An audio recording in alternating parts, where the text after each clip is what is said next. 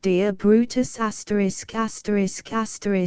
Brutus by J. M. Barrie. Act I, Act 2, Act 3, Act I. The scene is a darkened room, which the curtain reveals so stealthily that if there was a mouse on the stage it is there still. Our object is to catch our two chief characters unawares. They are darkness and light. The room is so obscure as to be invisible, but at the back of the obscurity are French windows, through which is seen Lob's garden bathed in moonshine. The darkness and light, which this room and garden represent, are very still, but we should feel that it is only the pause in which old enemies regard each other before they come to the grip. The moonshine stealing about among the flowers, to give them their last instructions, has left a smile upon them, but it is a smile with a menace in it for the dwellers in darkness. What we expect to see next is the moonshine slowly pushing the windows open, so that it may whisper to a confederate in the house, whose name is Lob. But though we may be sure that this was about to happen, it does not happen. A stir among the dwellers in darkness prevents it. These unsuspecting ones are in the dining room, and as a communicating door opens we hear them at play. Several tenebrous shades appear in the lighted doorway and hesitate on the 2 steps that lead down into the unlit room. The fanciful among us may conceive a rustle at the same moment among the flowers. The engagement has begun, though not in the way we had intended. Voices. Go on, Cody, lead the way. Oh dear, I don't see why I should go first. The nicest always goes first. It is a strange house if I am the nicest. It is a strange house. Don't close the door, I can't see where the switch is. Over here. They have been groping their way forward, blissfully unaware of how they shall be groping there again more terribly before the night is out.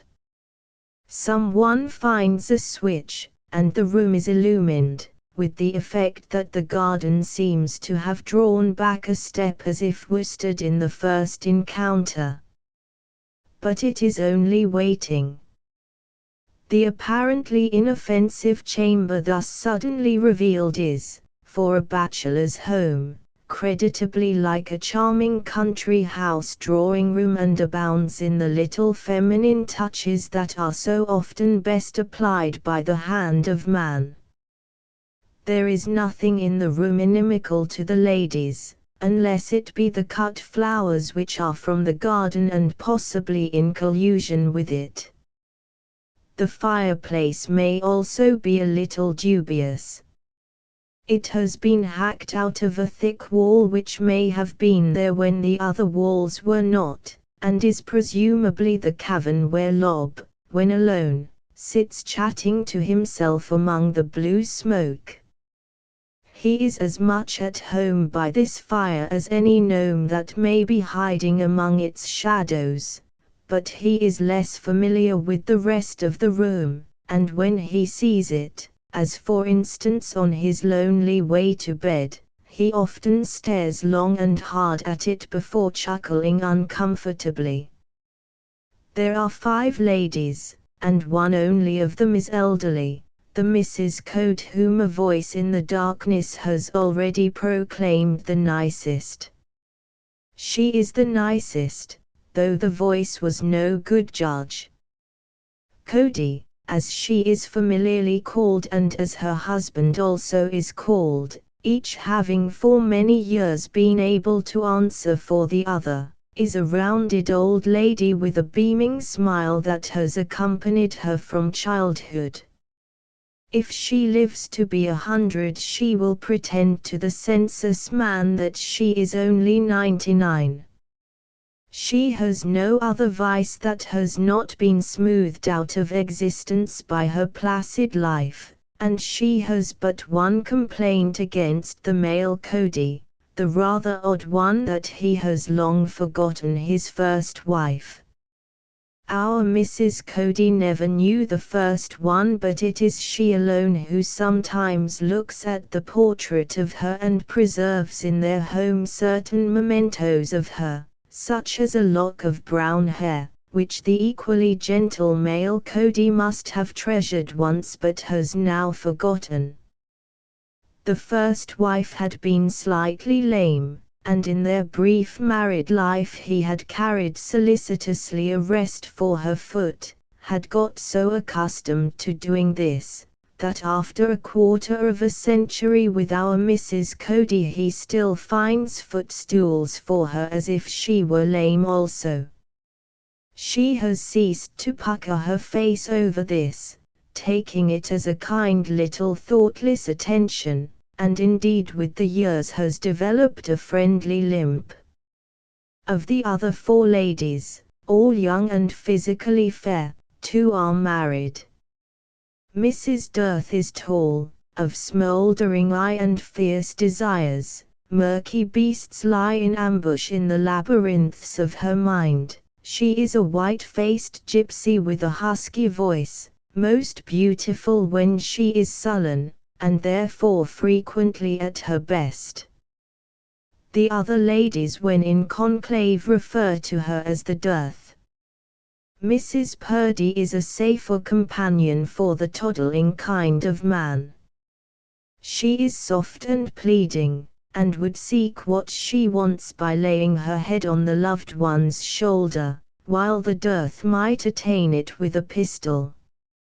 A brighter spirit than either is Joanna Trout, who, when her affections are not engaged, has a merry face and figure, but can dismiss them both at the important moment, which is at the word love. Then Joanna quivers, her sense of humor ceases to beat, and the dullest man may go ahead. There remains Lady Caroline Laney of the disdainful poise, lately from the enormously select school where they are taught to pronounce their Rs as Ws, nothing else seems to be taught, but for matrimonial success nothing else is necessary. Every woman who pronounces R as W will find a mate. It appeals to all that is chivalrous in man.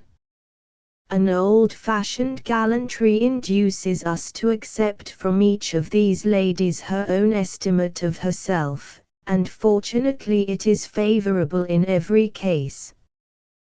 This refers to their estimate of themselves up to the hour of 10 on the evening on which we first meet them.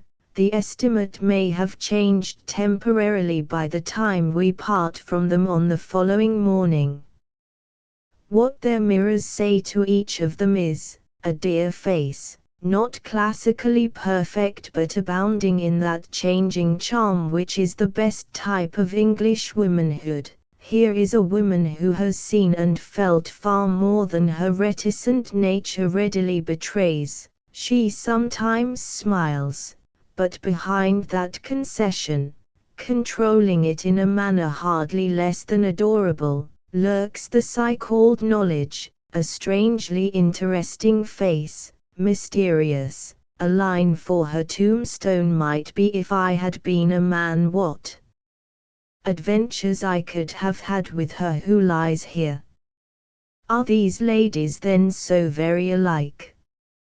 They would all deny it, so we must take our own soundings.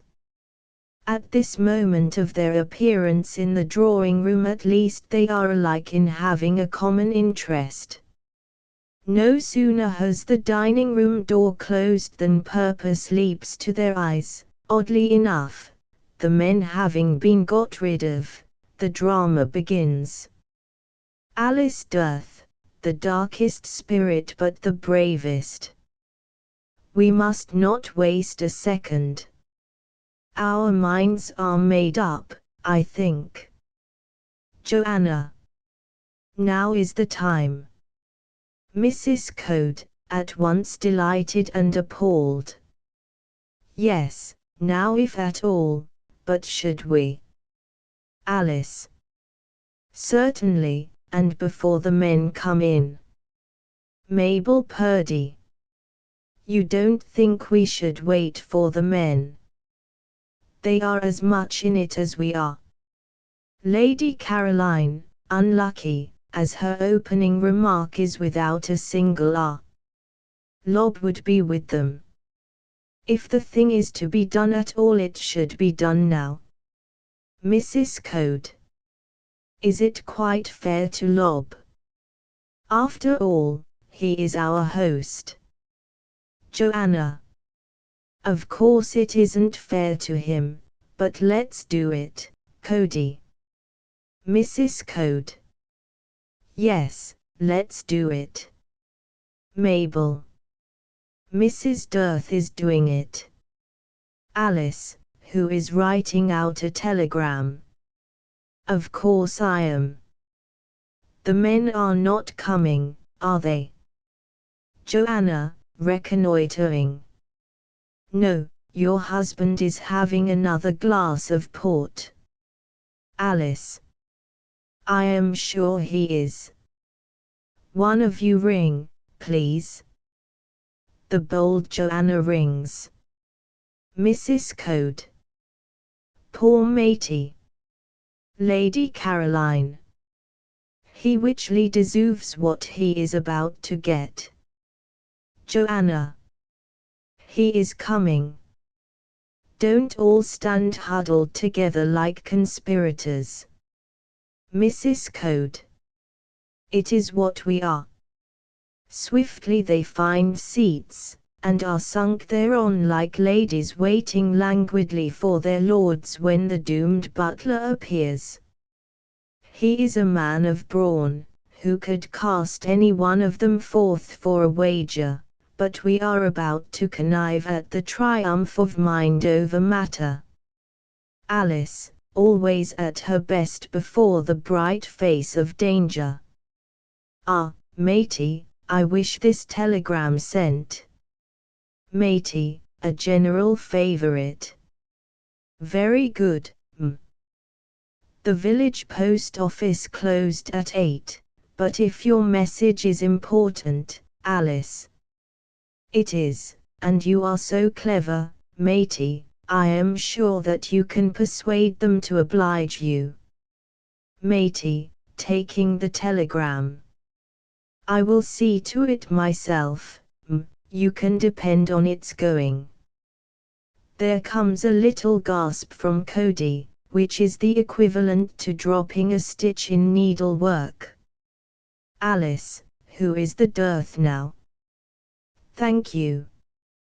Better read the telegram, matey, to be sure that you can make it out. Matey reads it to himself, and he has never quite the same faith in women again. The dearth continues in a purring voice. Read it aloud, matey. Matey. Oh, Alice, without the purr. Aloud. Thus encouraged he reads the fatal missive. Matey. To police station, Great Cumney. Send officer first thing tomorrow morning to arrest matey, butler, for theft of rings. Alice. Yes, that is quite right. Matey. But seeing that she has taken up a book, he turns to Lady Caroline. My lady. Lady Caroline, whose voice strikes colder than the dearth's. Should we not say how many wings? Alice. Yes, put in the number of rings, matey. Matey does not put in the number, but he produces 3 rings from unostentatious parts of his person and returns them without noticeable dignity to their various owners. Matey, hopeful that the incident is now closed. May I tear up the telegram, Alice? Certainly not. Lady Caroline. I always said that this man was the culprit. I am never mistaken in faces, and I see broad woes all over yous, matey. He might reply that he sees WS all over hers, but it is no moment for repartee. Matey. It is deeply regretted. Alice, darkly. I am sure it is. Joanna, who has seldom remained silent for so long. We may as well tell him now that it is not our rings we are worrying about. They have just been a means to an end, matey.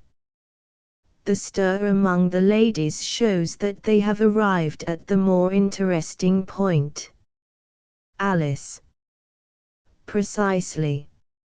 In other words, that telegram is sent unless, matey's head rises. Joanna. Unless you can tell us instantly what peculiarity it is that all we ladies have in common. Mabel. Not only the ladies, all the guests in this house. Alice. We have been here a week, and we find that when Lob invited us he knew us all so little that we begin to wonder why he asked us. And now from words he has let drop we know that we were invited because of something he thinks we have in common. Mabel. But he won't say what it is. Lady Caroline, drawing back a little from Joanna. One knows that no people could be more unlike. Joanna, thankfully. One does. Mrs. Code. And we can't sleep at night, matey, for wondering what this something is. Joanna, summing up.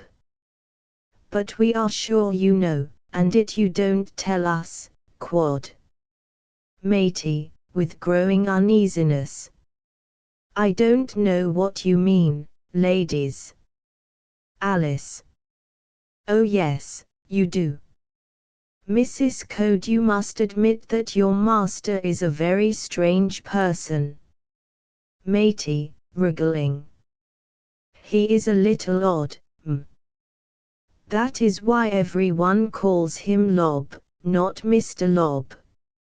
Joanna.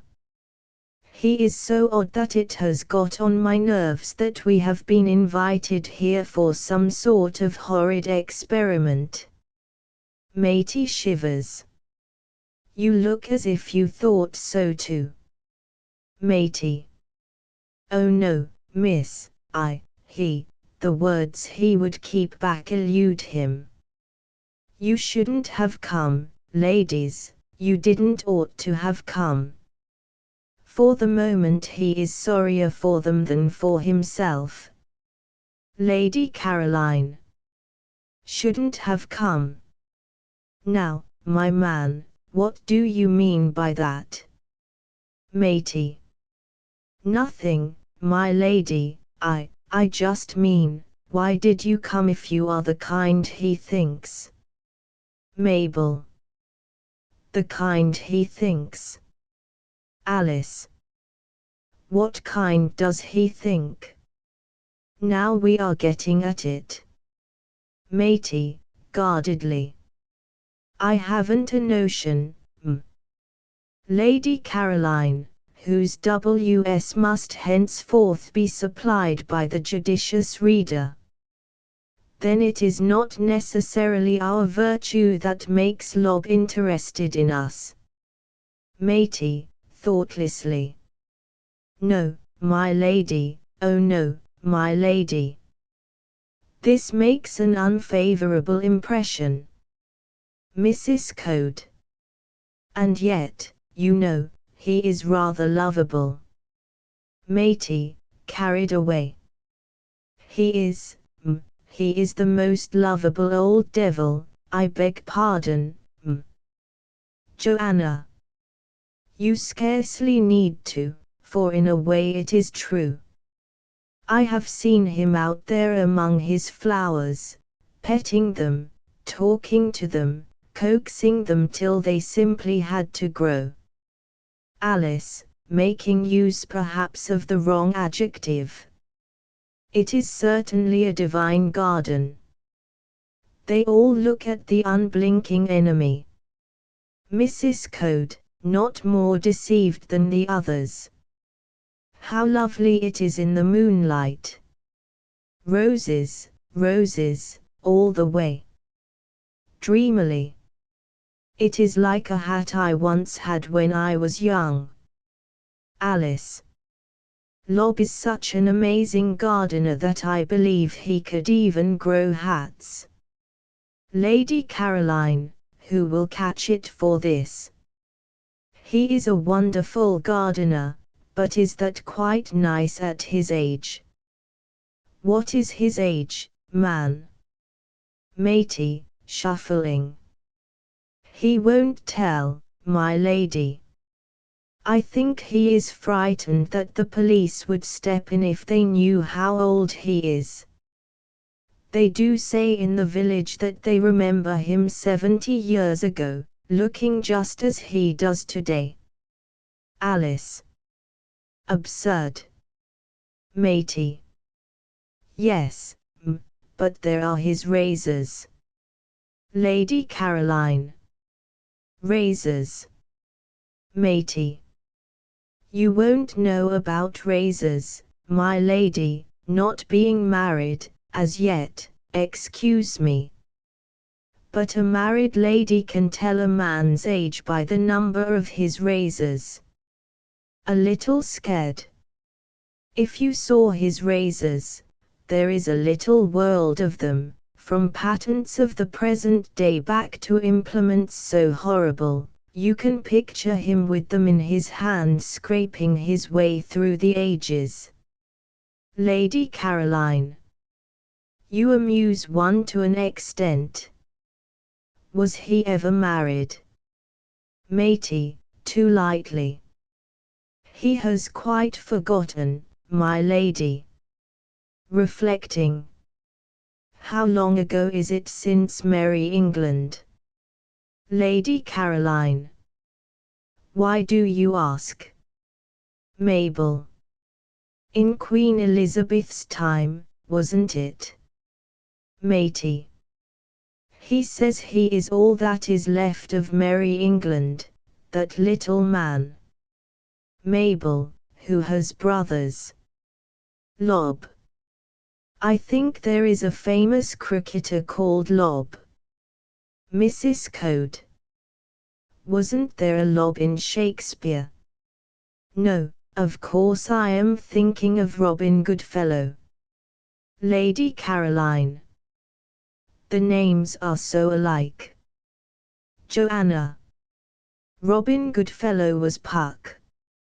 Mrs. Code, with natural elation. That is what was in my head. Lob was another name for Puck. Joanna. Well, he is certainly rather like what Puck might have grown into if he had forgotten to die. And, by the way, I remember now he does call his flowers by the old Elizabethan names. Matey. He always calls the nightingale Philomel, miss, if that is any help. Alice, who is not omniscient. None whatever. Tell me this, did he specially ask you all for Midsummer Week? They assent. Matey, who might more judiciously have remained silent. He would. Mrs. Code. Now what do you mean? Matey. He always likes them to be here on Midsummer Night. Alice. Them. Whom? Matey. them who have that in common. Mabel. What can it be? Matey. I don't know. Lady Caroline, suddenly introspective. I hope we are all nice women. We don't know each other very well. Certain suspicions are reborn in various breasts. Does anything startling happen at those times? Matey. I don't know. Joanna. Why, I believe this is Midsummer Eve. Matey. Yes, miss, it is. The villagers know it. They are all inside their houses, tonight, with the doors barred. Lady Caroline. Because of him. Matey. He frightens them. There are stories. Alice. What alarms them? Tell us, or she brandishes the telegram. Matey. I know nothing for certain, I have never done it myself. He has wanted me to, but I wouldn't. Mabel. Done what? Matey, with fine appeal. Oh. Don't ask me. Be merciful to me, I am not bad naturally. It was just going into domestic service that did for me, the accident of being flung among bad companions. It's touch and go how the poor turn out in this world, all depends on your taking the right or the wrong turning. Mrs. Code, the lenient. I dare say that is true. Matey, under this touch of sun. When I was young, I was offered a clerkship in the city. If I had taken it, there wouldn't be a more honest man alive today. I would give the world to be able to begin over again. He means every word of it, though the flowers would hear, if they dared, burst into ironical applause. Mrs. Code. It is very sad, Mrs. Dearth. Alice. I am sorry for him, but still, Matey, his eyes turning to Lady Caroline. What do you say, my lady? Lady Caroline, briefly. As you ask me, I should certainly say jail. Matey, desperately. If you will say no more about this, I'll give you a tip that is worth it. Alice. Ah, now you are talking. Lady Caroline. Don't listen to him. Matey, lowering. You are the one that is hardest on me. Lady Caroline. Yes, I flatter myself I am. Matey, forgetting himself. You might take a wrong turning yourself, my lady. Lady Caroline, How dare you, man? But the flowers rather like him for this, it is possibly what gave them a certain idea. Joanna, near the keyhole of the dining room door. The men are rising. Alice, hurriedly. Very well, Matey, we agree, if the tip is good enough. Lady Caroline. You will regret this. Matey. I think not, my lady. It's this, I wouldn't go out tonight if he asks you. Go into the garden, if you like. The garden is all right. He really believes this. I wouldn't go farther, not tonight. Mrs. Code. But he never proposes to us to go farther. Why should he tonight? Matey. I don't know, but don't any of you go, devilishly, except you, my lady. I should like you to go. Lady Caroline. Fellow. They consider this odd warning. Alice. Shall I? They nod and she tears up the telegram. Matey, with a gulp. Thank you, Lady Caroline. You should have sent that telegram off. Joanna. You are sure you have told us all you know, Matey? Matey. Yes, miss. But at the door he is more generous. Above all, ladies, I wouldn't go into the wood. Mabel. The wood. Why, there is no wood within a dozen miles of here. Matey. No, but all the same I wouldn't go into it, ladies, not if I was you. With this cryptic warning he leaves them, and any discussion of it is prevented by the arrival of their host. Lob is very small, and probably no one has ever looked so old except some newborn child. To such as watch him narrowly, as the ladies now do for the first time, he has the effect of seeming to be hollow, an attenuated piece of piping insufficiently inflated. One feels that if he were to strike against a solid object he might rebound feebly from it, which would be less disconcerting if he did not obviously know this and carefully avoid the furniture. He is so light that the subject must not be mentioned in his presence, but it is possible that, were the ladies to combine, they could blow him out of a chair. He enters portentously, his hands behind his back, as if every bit of him, from his domed head to his little feet, were the physical expressions of the deep thoughts within him. Then suddenly he whirls round to make his guests jump.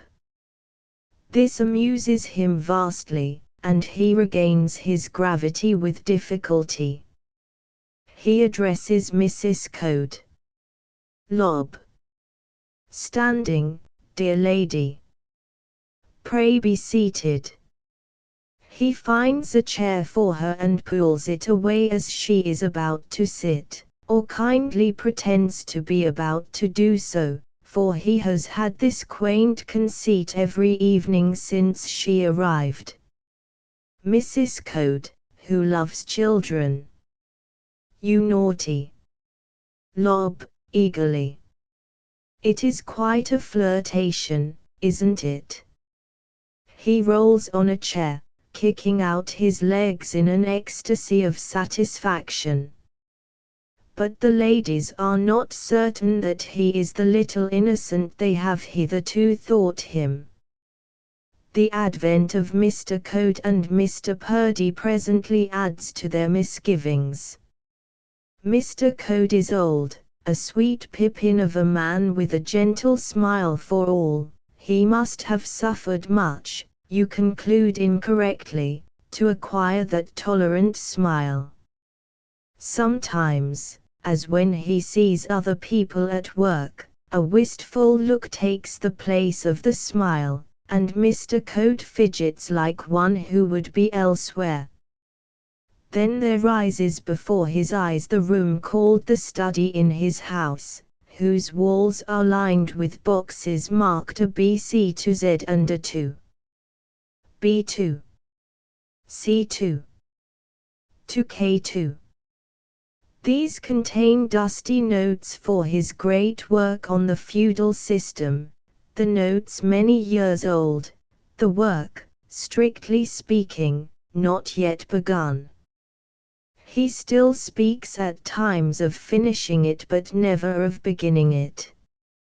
He knows that in more favorable circumstances, For instance, if he had been a poor man instead of pleasantly well-to-do, he could have flung himself avidly into that noble undertaking, but he does not allow his secret sorrow to embitter him or darken the house.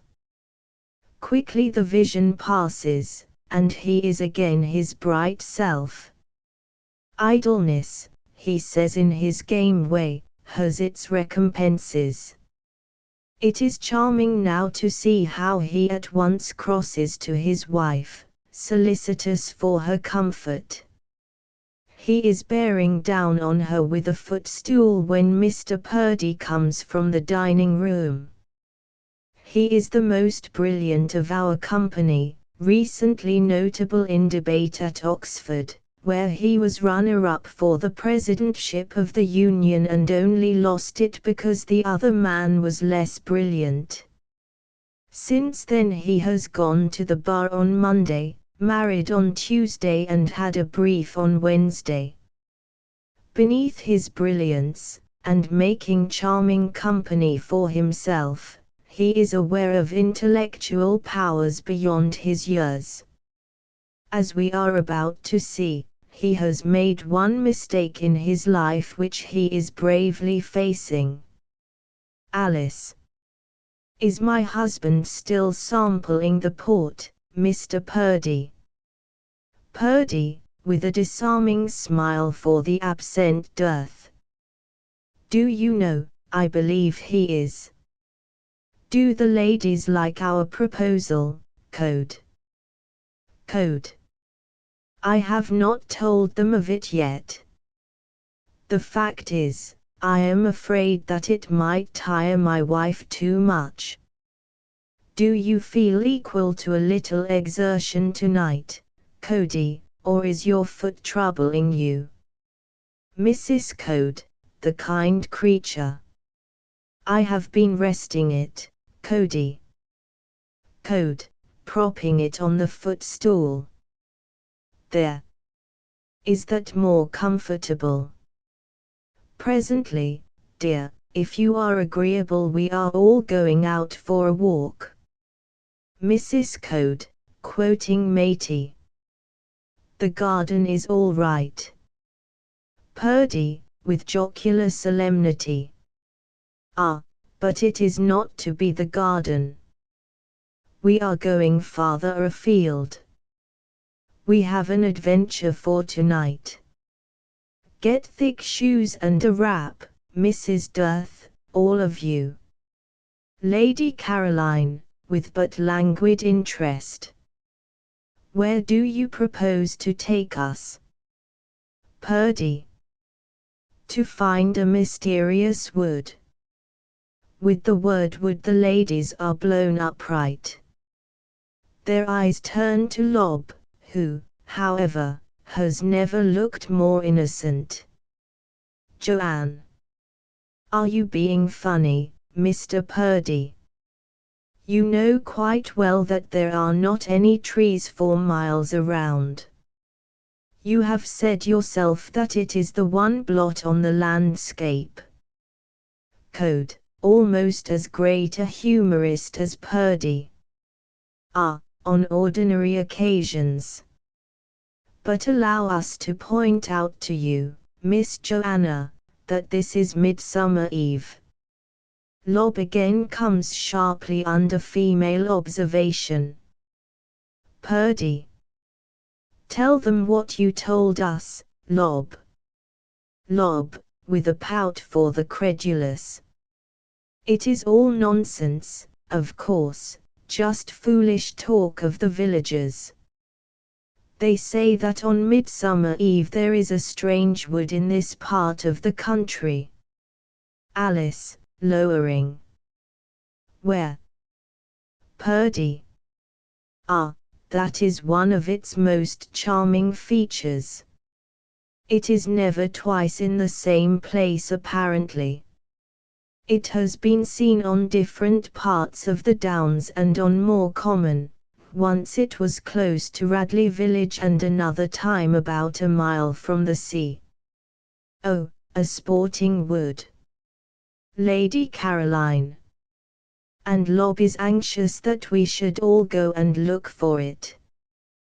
Code. Not he, Lob is the only skeptic in the house. Says it is all rubbish, and that we shall be sillies if we go. But we believe, eh, Purdy? Purdy, waggishly. Rather. Lob, the artful. Just wasting the evening. Let us have a round game at cards here instead. Purdy, grandly, no, sir, I am going to find that wood. Joanna. What is the good of it when it is found? Purdy. We shall wander in it deliciously, listening to a new sort of bird called the philomel. Lob is behaving in the most exemplary manner, making sweet little clucking sounds. Joanna, doubtfully. Shall we keep together, Mr. Purdy? Purdy. No, we must hunt in pairs. Joanna. Converted. I think it would be rather fun. Come on, Cody, I'll lace your boots for you. I am sure your poor foot will carry you nicely. Alice. Miss Trout, wait a moment. Lob, has this wonderful wood any special properties? Lob. Pooh. There's no wood. Lady Caroline. You've never seen it. Lob. Not I. I don't believe in it. Alice. Have any of the villagers ever been in it? Lob, dreamily. So it's said, so it's said. Alice. What did they say were their experiences? Lob. That isn't known. They never came back. Joanna, promptly resuming her seat. Never came back. Lob. Absurd, of course. You see, in the morning the wood was gone, and so they were gone, too. He clucks again. Joanna. I don't think I like this wood. Mrs. Code. It certainly is Midsummer Eve. Code, remembering that women are not yet civilized. Of course, if you ladies are against it, we will drop the idea. It was only a bit of fun. Alice, with a malicious eye on Lob. Yes, better give it up, to please Lob. Purdy. Oh, all right, Lob. What about that round game of cards? The proposal meets with approval. Lob, bursting into tears. I wanted you to go. I had set my heart on your going. It is the thing I wanted, and it isn't good for me not to get the thing I want. He creeps under the table and threatens the hands that would draw him out. Mrs. Code. Good gracious, he has wanted it all the time. You wicked Lob. Alice. Now, you see there is something in it. Code. Nonsense, Mrs. Dearth, it was only a joke. Mabel, melting. Don't cry, Lobby. Lob. Nobody cares for me, nobody loves me. And I need to be loved. Several of them are on their knees to him. Joanna. Yes, we do, we all love you. Nice, nice Lobby. Mabel. Dear Lob, I am so fond of you. Joanna. Dry his eyes with my own handkerchief. He holds up his eyes but is otherwise inconsolable. Lady Caroline. Don't pamper him. Lob, furiously. I need to be pampered. Mrs. Code. You funny little man. Let us go at once and look for his wood. All feel that thus alone can his tears be dried. Joanna. Boots and cloaks, hats forward. Come on, Lady Caroline, just to show you are not afraid of matey. There is a general exodus, and Lob left alone emerges from his temporary retirement. He ducks victoriously, but presently is on his knees again distressfully regarding some flowers that have fallen from their bowl.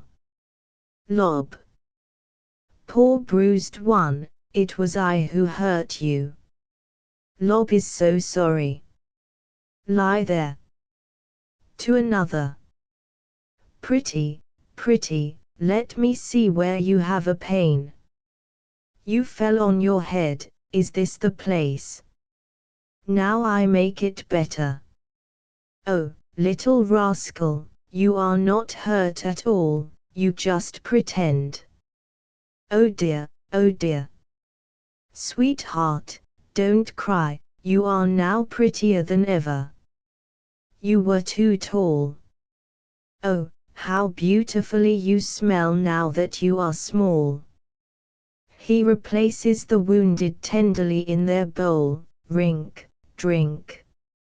Now, you are happy again. The little rascal smiles. All smile, please, not heads, aha. Aha. You love Lob, Lob loves you. Joanna and Mr. Purdy stroll in by the window. Joanna. What were you saying to them, Lob? Lob. I was saying two's company, three's none. He departs with a final cluck. Joanna. That man, he suspects. This is a very different Joanna from the one who has so far flitted across our scene. It is also a different Purdy. In company they seldom look at each other, though when the one does so the eyes of the other magnetically respond. We have seen them trivial, almost cynical, but now we are to greet them as they know they really are, the great strong-hearted man and his natural mate, in the grip of the master passion. For the moment Lob's words have unnerved Joanna and it is John Purdy's dear privilege to soothe her. Purdy. No one minds Lob. My dear, oh my dear. Joanna, faltering. Yes, but he saw you kiss my hand. Jack, if Mabel were to suspect. Purdy, happily. There is nothing for her to suspect. Joanna, eagerly. No, there isn't, is there? She is desirous ever to be without a flaw. Jack, I am not doing anything wrong, am I? Purdy. You. With an adorable gesture she gives him one of her hands, and man-like he takes the other also. Joanna. Mabel is your wife, Jack. I should so hate myself if I did anything that was disloyal to her. Purdy, pressing her hand to her eyes as if counting them, in the strange manner of lovers. Those eyes could never be disloyal, my lady of the nut-brown eyes. He holds her from him, surveying her, and is scorched in the flame of her femininity. Oh, the sveltness of you! Almost with reproach. Joanna, why are you so svelte? For his sake she would be less svelte if she could, but she can't. She admits her failure with eyes grown still larger, and he envelops her so that he may not see her. Thus men seek safety. Joanna, while out of sight. All I want is to help her and you. Purdy. I know, how well I know, my dear brave love. Joanna.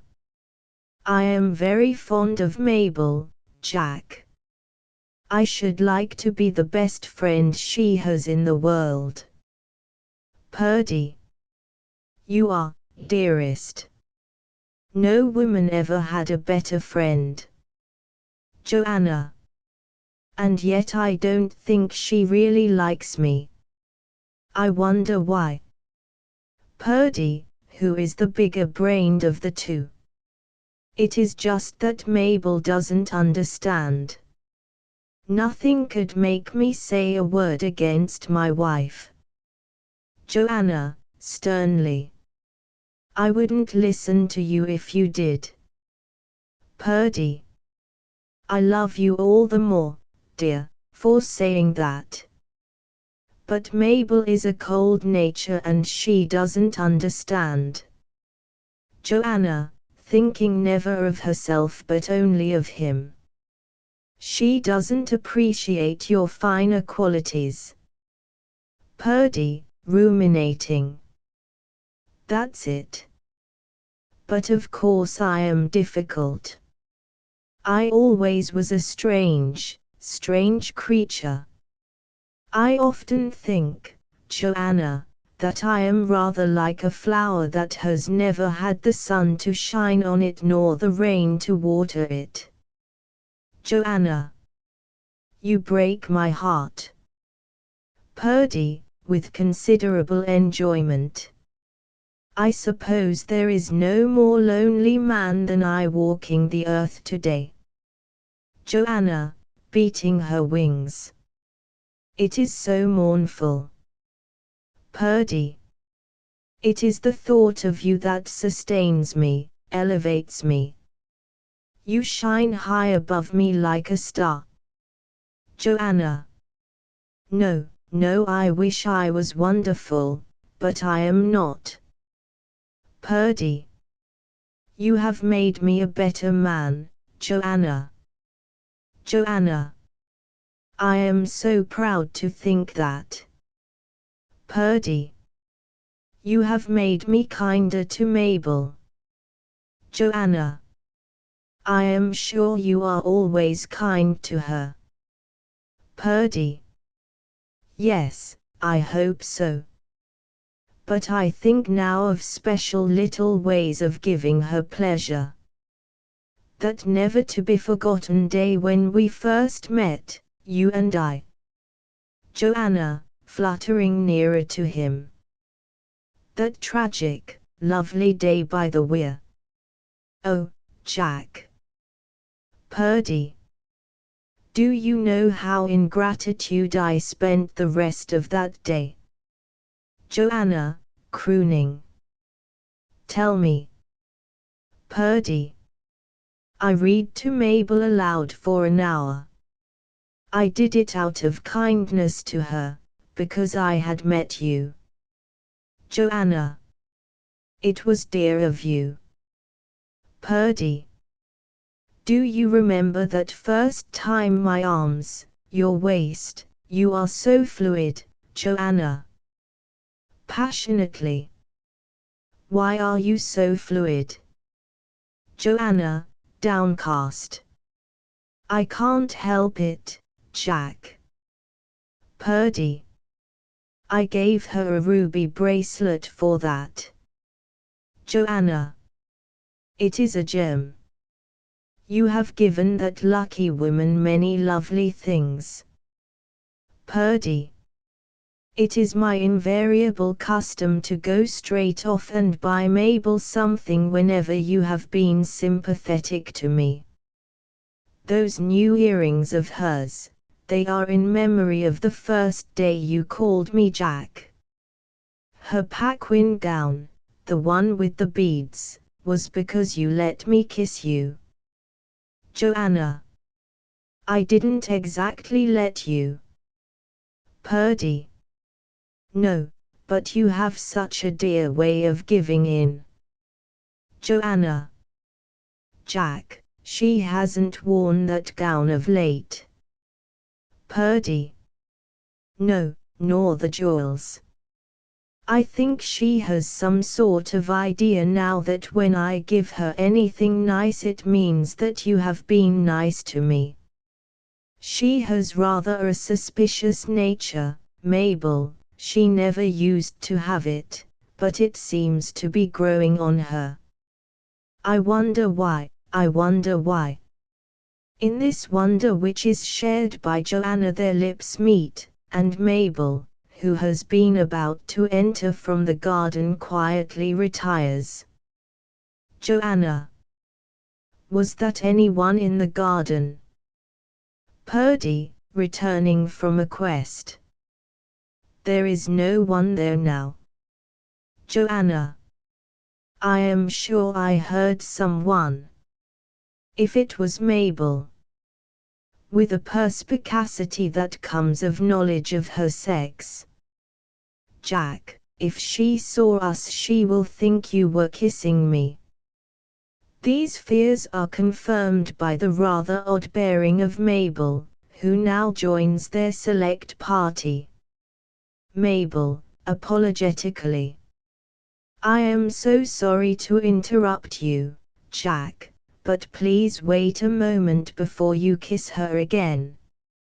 Excuse me, Joanna. She quietly draws the curtains, thus shutting out the garden and any possible onlooker.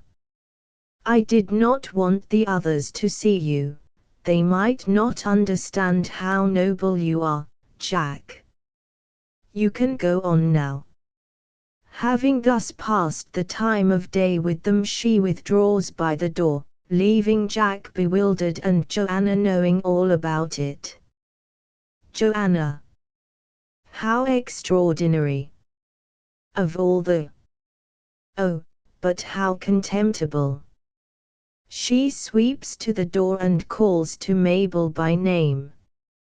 Mabel, returning with promptitude. Did you call me, Joanna?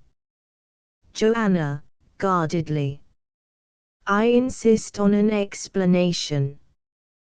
With creditable hauteur. What were you doing in the garden, Mabel? Mabel, who has not been so quiet all day. I was looking for something I have lost. Purdy, hope springing eternal. Anything important? Mabel. I used to fancy it, Jack. It is my husband's love. You don't happen to have picked it up, Joanna? If so and you don't set great store by it, I should like it back, the pieces, I mean. Mr. Purdy is about low reply to this, when Joanna rather wisely fills the breach. Joanna. Mabel, I will not be talked to in that way. To imply that your husband, oh, shame. Purdy, finally. I must say, Mabel, that I am a little disappointed in you. I certainly understood that you had gone upstairs to put on your boots. Mabel. Poor old Jack. She muses. A woman like that. Joanna, changing her comment in the moment of utterance. I forgive you, Mabel, you will be sorry for this afterwards. Purdy, warningly, but still reluctant to think less well of his wife. Not a word against Joanna, Mabel. If you knew how nobly she has spoken of you. Joanna, imprudently. She does know. She has been listening. there is a moment's danger of the scene degenerating into something mid-Victorian. Fortunately, a chivalrous man is present to lift it to a higher plane. John Purdy is one to whom subterfuge of any kind is abhorrent. If he has not spoken out before, it is because of his reluctance to give Mabel pain. He speaks out now, and seldom probably has he proved himself more worthy. Purdy. This is a man's business. I must be open with you now, Mabel, it is the manlier way. If you wish it, I shall always be true to you in word and deed. It is your right. But I cannot pretend that Joanna is not the one woman in the world for me. If I had met her before you, it's kismet, I suppose. He swells. Joanna, from a chair. Too late, too late.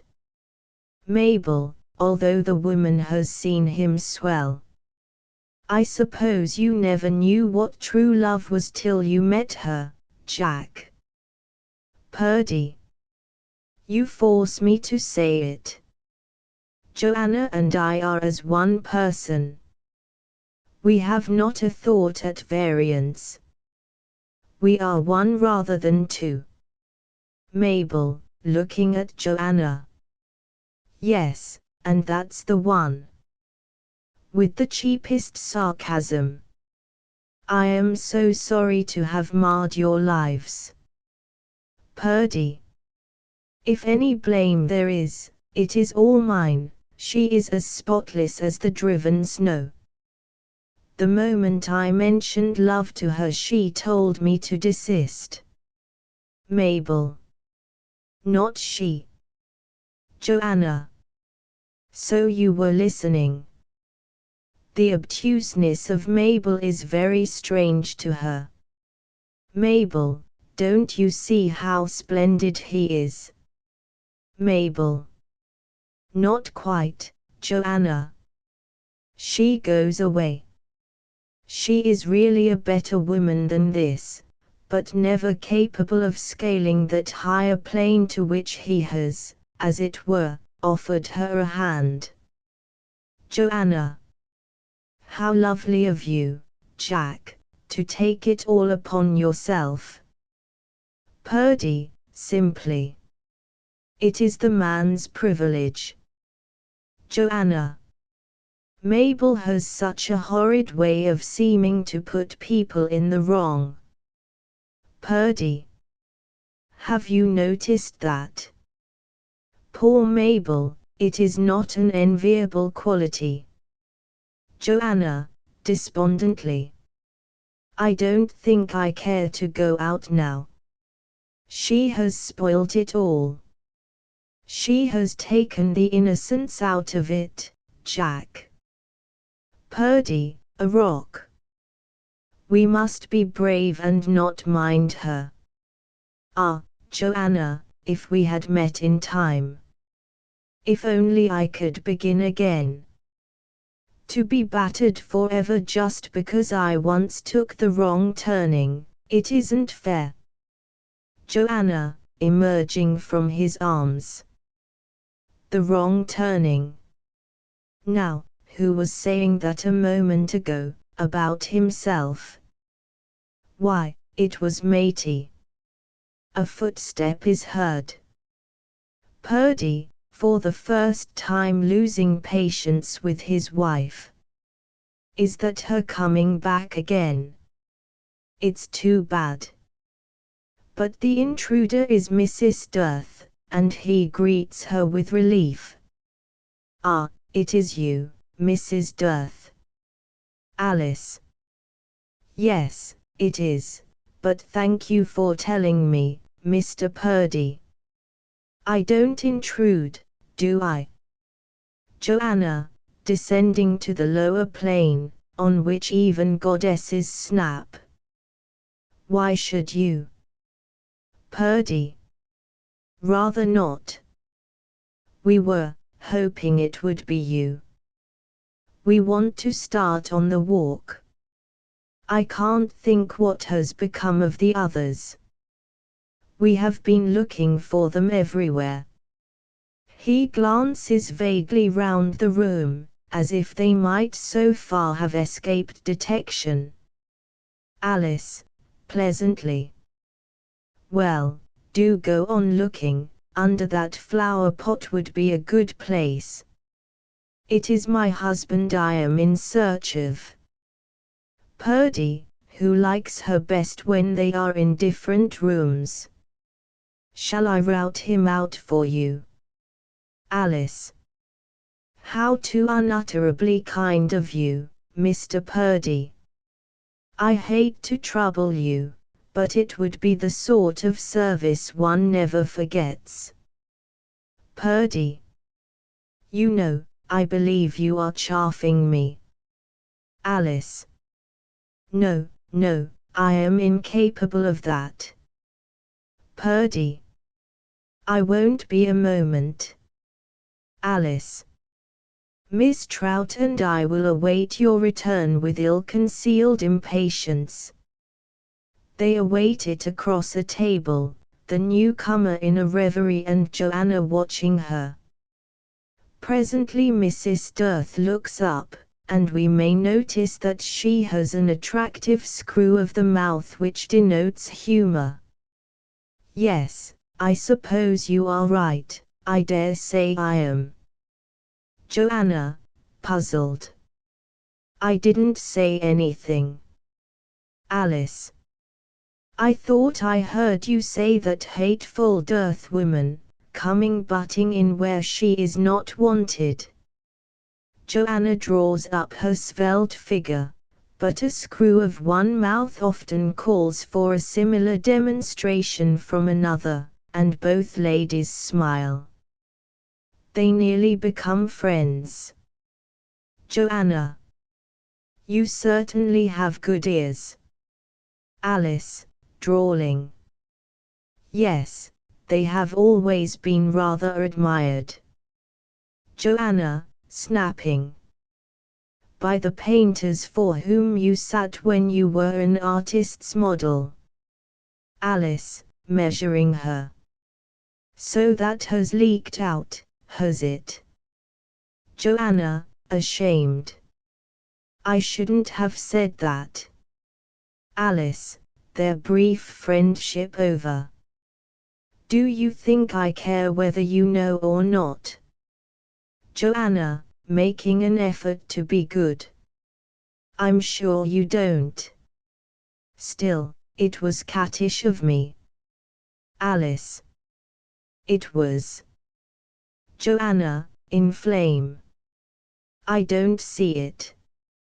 Mrs. Dirth laughs and forgets her, and with the entrance of a man from the dining room Joanna drifts elsewhere. Not so much a man, this newcomer, as the relic of what has been a good one, it is the most he would ever claim for himself. Sometimes, brandy in hand, he has visions of the Will Dirth he used to be, clear of eye, sees him but a field away, singing at his easel or, fishing rod in hand, leaping a stile. Our Will stares after the fellow for quite a long time, so long that the two melt into the one who finishes Lob's brandy. He is scarcely intoxicated as he appears before the lady of his choice, but he is shaky and has watery eyes. Alice has had a rather wild love for this man, or for that other one, and he for her, but somehow it has gone whistling down the wind. We may expect therefore to see them at their worst when in each other's company. Dirth, who is not without a humorous outlook on his own degradation. I am uncommonly flattered, Alice, to hear that you have sent for me. It quite takes me aback. Alice, with cold distaste. It isn't your company I want, Will. Dirth. You know, I felt that Purdy must have delivered your message wrongly. Alice, I want you to come with us on this mysterious walk and keep an eye on Lob. Dearth. On poor little Lob. Oh, surely not. Alice. I can't make the man out. I want you to tell me something. When he invited us here, do you think it was you or me he specially wanted? Dearth. Oh, you. He made no bones about it, said there was something about you that made him want uncommonly to have you down here. Alice. Will, try to remember this. Did he ask us for any particular time? Dearth. Yes, he was particular about its being Midsummer Week. Alice. Ah. I thought so. Did he say what it was about me that made him want to have me here in Midsummer Week? Dearth. No, but I presumed it must be your fascination, Alice. Alice. Just so. Well, I want you to come out with us tonight to watch him. Dearth. Crack in my eye, Tommy, spy on my host. And such a harmless little chap, too. Excuse me, Alice. Besides, I have an engagement. Alice. An engagement, with the port decanter, I presume. Dearth. A good guess, but wrong. The decanter is now but an empty shell. Still, how you know me. My engagement is with a quiet cigar in the garden. Alice. Your hand is so unsteady, you won't be able to light the match. Dearth. I shall just manage. He triumphantly proves the exact truth of his statement. Alice. A nice hand for an artist. Dearth. One would scarcely call me an artist nowadays. Alice. Not so far as any work is concerned. Dearth. Not so far as having any more pretty dreams to paint is concerned. Grinning at himself. Wonder why I have become such a waster, Alice. Alice. I suppose it was always in you. Dearth, with perhaps a glimpse of the fishing rod. I suppose so, and yet I was rather a good sort in the days when I went courting you. Alice. Yes, I thought so. Unlucky days for me, as it has turned out. Dearth, heartily. Yes, a bad job for you. Puzzling unsteadily over himself. I didn't know I was a wrong UN at the time, thought quite well of myself, thought a vast deal more of you. Crack in my eye, Tommy, how I used to leap out of bed at 6 a.m. all agog to be at my easel, blood ran through my veins in those days. And now I'm middle-aged and done for. Funny. Don't know how it has come about, nor what has made the music mute. Mildly curious. When did you begin to despise me, Alice? Alice. When I got to know you really, Will, a long time ago. Dearth, bleary of eye. Yes, I think that is true. It was a long time ago, and before I had begun to despise myself. It wasn't till I knew you had no opinion of me that I began to go downhill. You will grant that, won't you, and that I did try for a bit to fight on. If you had cared for me I wouldn't have come to this, surely. Alice. Well, I found I didn't care for you, and I wasn't hypocrite enough to pretend I did. That's blunt, but you used to admire my bluntness. Dearth. The bluntness of you, the adorable wildness of you, you untamed thing. There were never any shades in you, kiss or kill was your motto, Alice. I felt from the first moment I saw you that you would love me or knife me. Memories of their shooting star flare in both of them for as long as a sheet of paper might take to burn. Alice. I didn't knife you. Dearth. No, I suppose that was where you made the mistake. It is hard on you, old lady. Becoming watery. I suppose it's too late to try to patch things up. Alice. Let's be honest, it is too late, Will. Dearth, whose tears would smell of brandy. Perhaps if we had had children, pity. Alice.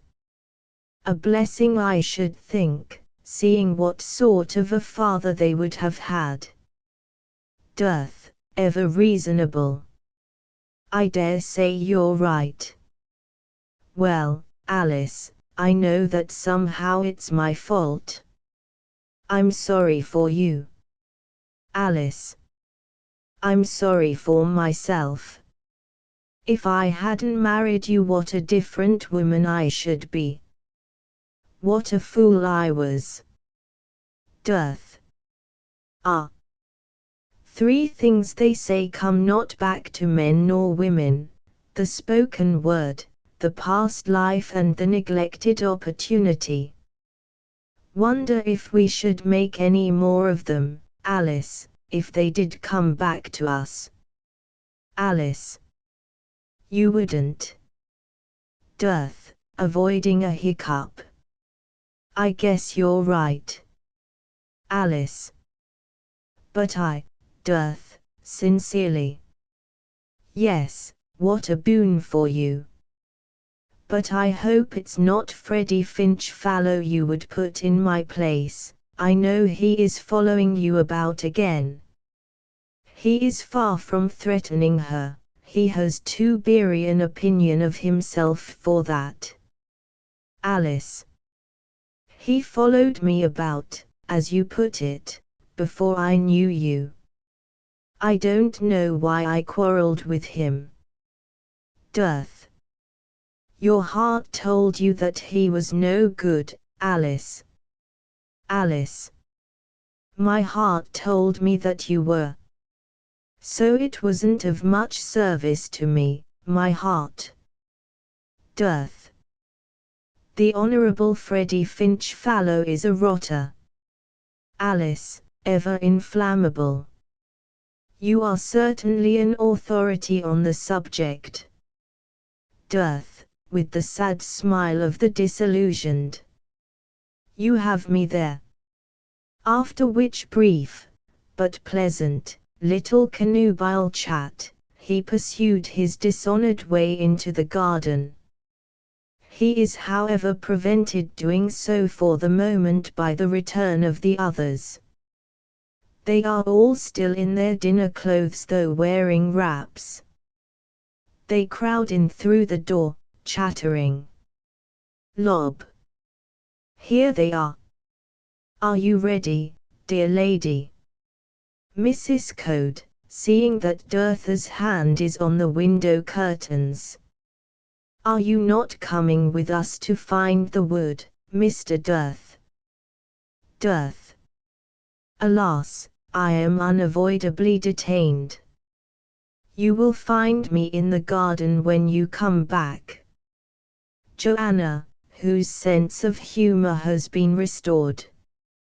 If we ever do come back. Dearth. precisely. With a groggy bow. Should we never meet again, Alice, fare thee well. Purdy, if you find the tree of knowledge in the wood, bring me back an apple. Purdy. I promise. Lob. Come quickly. Matey mustn't see me. He is turning out the lights. Lady Caroline, pouncing. Matey. What difference would that make, Lob? Lob. He would take me off to bed, it's past my time. Code, not the least gay of the company. You know, old fellow, you make it very difficult for us to embark upon this adventure in the proper eerie spirit. Dearth. Well, I'm for the garden. He walks to the window, and the others are going out by the door. But they do not go. There is a hitch somewhere, at the window apparently, for Dearth, having begun to draw the curtains apart, lets them fall, like one who has had a shock. The others remember long afterwards his grave face as he came quietly back and put his cigar on the table. The room is in darkness save for the light from one lamp. Purdy, wondering. How, now, Dearth? Dearth. What is it we get in that wood, Lob? Alice. Ah, he won't tell us that. Lob, shrinking. Come on. Alice, impressed by the change that has come over her husband. Tell us first. Lob, forced to the disclosure. They say that in the wood you get what nearly everybody here is longing for, a second chance. The ladies are simultaneously enlightened. Joanna, speaking for all. So that is what we have in common. Code, with gentle regret. I have often thought, Cody, that if I had a second chance I should be a useful man instead of just a nice lazy one. Alice, morosely. A second chance. Lob. Come on. Purdy, gaily. Yes, to the wood, the wood. Dearth, as they are going out by the door. Stop, why not go this way? He pulls the curtains apart, and there comes a sudden indrawing of breath from all, for no garden is there now. In its place is an endless wood of great trees, the nearest of them has come close to the window. It is a somber wood, with splashes of moonshine and of blackness standing very still in it. The party in the drawing-room are very still also, there is scarcely a cry or a movement. It is perhaps strange that the most obviously frightened is Lob, who calls vainly for Matey. The first articulate voice is Dearth's. Dearth, very quietly. Anyone ready to risk it? Purdy, after another silence. Of course there is nothing in it, just Dearth, grimly. Of course. Going out, Purdy. Purdy draws back. Mrs. Dearth, the only one who is undaunted. A second chance. She is looking at her husband. They all look at him as if he had been a leader once. Dearth, with his sweet mournful smile. I shall be back in a moment, probably. As he passes into the wood his hands rise, as if a hammer had tapped him on the forehead. He is soon lost to view. Lady Caroline, after a long pause.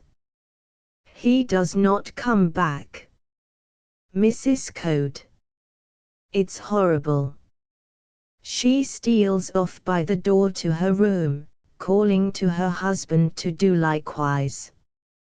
He takes a step after her, and stops in the grip of the two words that holds them all. The stillness continues. At last Mrs. Purdy goes out into the wood, her hands raised, and is swallowed up by it. Purdy. Mabel. Alice, sardonically. You will have to go now, Mr. Purdy. He looks at Joanna, and they go out together, one tap of the hammer for each. Lob. That's enough. Warningly. Don't you go, Mrs. Dearth. You'll catch it if you go. Alice. A second chance. She goes out unflinching. Lady Caroline. One would like to know. She goes out. Mrs. Coates' voice is heard from the stair calling to her husband. He hesitates but follows Lady Caroline. To Lob now alone comes Matey with a tray of coffee cups. Matey, as he places his tray on the table. It is past your bedtime, sir. Say good night to the ladies, and come along. Lob. Matey, look. Matey looks. Matey, shrinking. Great heavens, then it's true. Lob. Yes, but I wasn't sure. Matey approaches the window cautiously to peer out, and his master gives him a sudden push that propels him into the wood. Lob's back is toward us as he stands alone staring out upon the unknown. He is terrified still, yet quivers of rapture are running up and down his little frame. Act 2. We are translated to the depths of the wood in the enchantment of a moonlight night. In some other glade a nightingale is singing, in this one, in proud motoring attire, recline two mortals whom we have known in different conditions. The second chance has converted them into husband and wife. The man, of gross muddy build, lies luxurious on his back exuding affluence, a prominent part of him heaving playfully, like some little wave that will not rest in a still sea. A handkerchief over his face conceals from us what colossus he may be, but his mate is our Lady Caroline. The nightingale trills on, and Lady Caroline takes up its song. Lady Caroline. Is it not a lovely night, Jim? Listen, my own, to Philomel, he is saying that he is lately married. So are we, you ducky thing. I feel, Jim, that I am Rosalind and that you are my Orlando. The handkerchief being removed, Mr. Matey is revealed, and the nightingale seeks some farther tree. Matey. What do you say I am, Caroline? Lady Caroline, clapping her hands. My own one, don't you think it would be fun if we were to write poems about each other and pin them on the tree trunks? Matey, tolerantly. Poems. I never knew such a lass for high-flown language. Lady Caroline. Your lass, dearest. Jim's lass. Matey, pulling her ear. And don't you forget it. Lady Caroline, with the curiosity of women. What would you do if I were to forget it, Great Bear? Matey. Take a stick to you. Lady Caroline, so proud of him. I love to hear you talk like that, it is so virile. I always knew that it was a master I needed. Matey. It's what you all need. Lady Caroline. It is, you knowing wretch. Matey. Listen, Caroline. He touches his money pocket, which emits a crinkly sound, the squeak of angels. That is what gets the ladies. Lady Caroline. How much have you made this week, you wonderful man? Matey, blandly. Another 200 or so. That's all, just 200 or so. Lady Caroline, caressing her wedding ring. My dear golden fetter, listen to him. Kiss my fetter, Jim. Matey. Wait till I light this cigar. Lady Caroline. Let me hold the darling match. Matey. Tidy-looking petite Corona, this.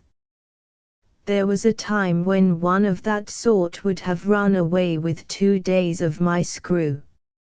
Lady Caroline. How I should have loved, Jim, to know you when you were poor. Fancy your having once been a clerk. Matey, remembering Napoleon and others. We all have our beginnings. But it wouldn't have mattered how I began, Caroline, I should have come to the top just the same.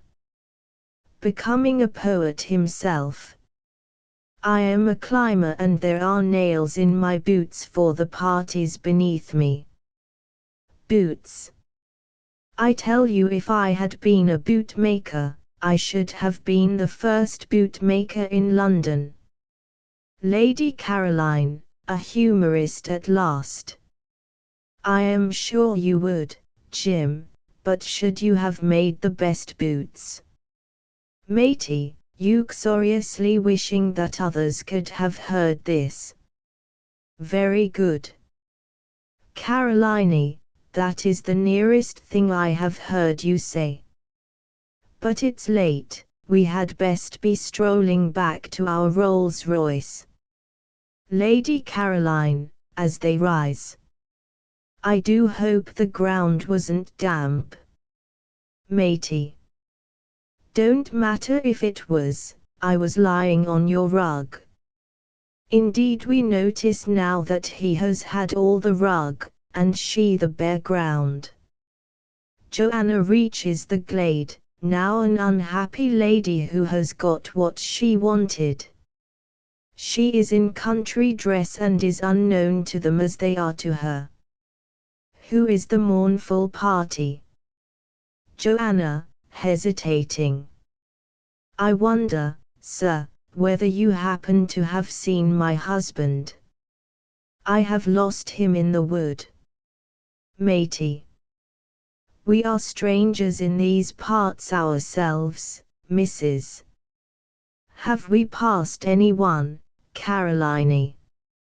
Lady Caroline, coyly. Should we have noticed, dear? Might it be that old gent over there?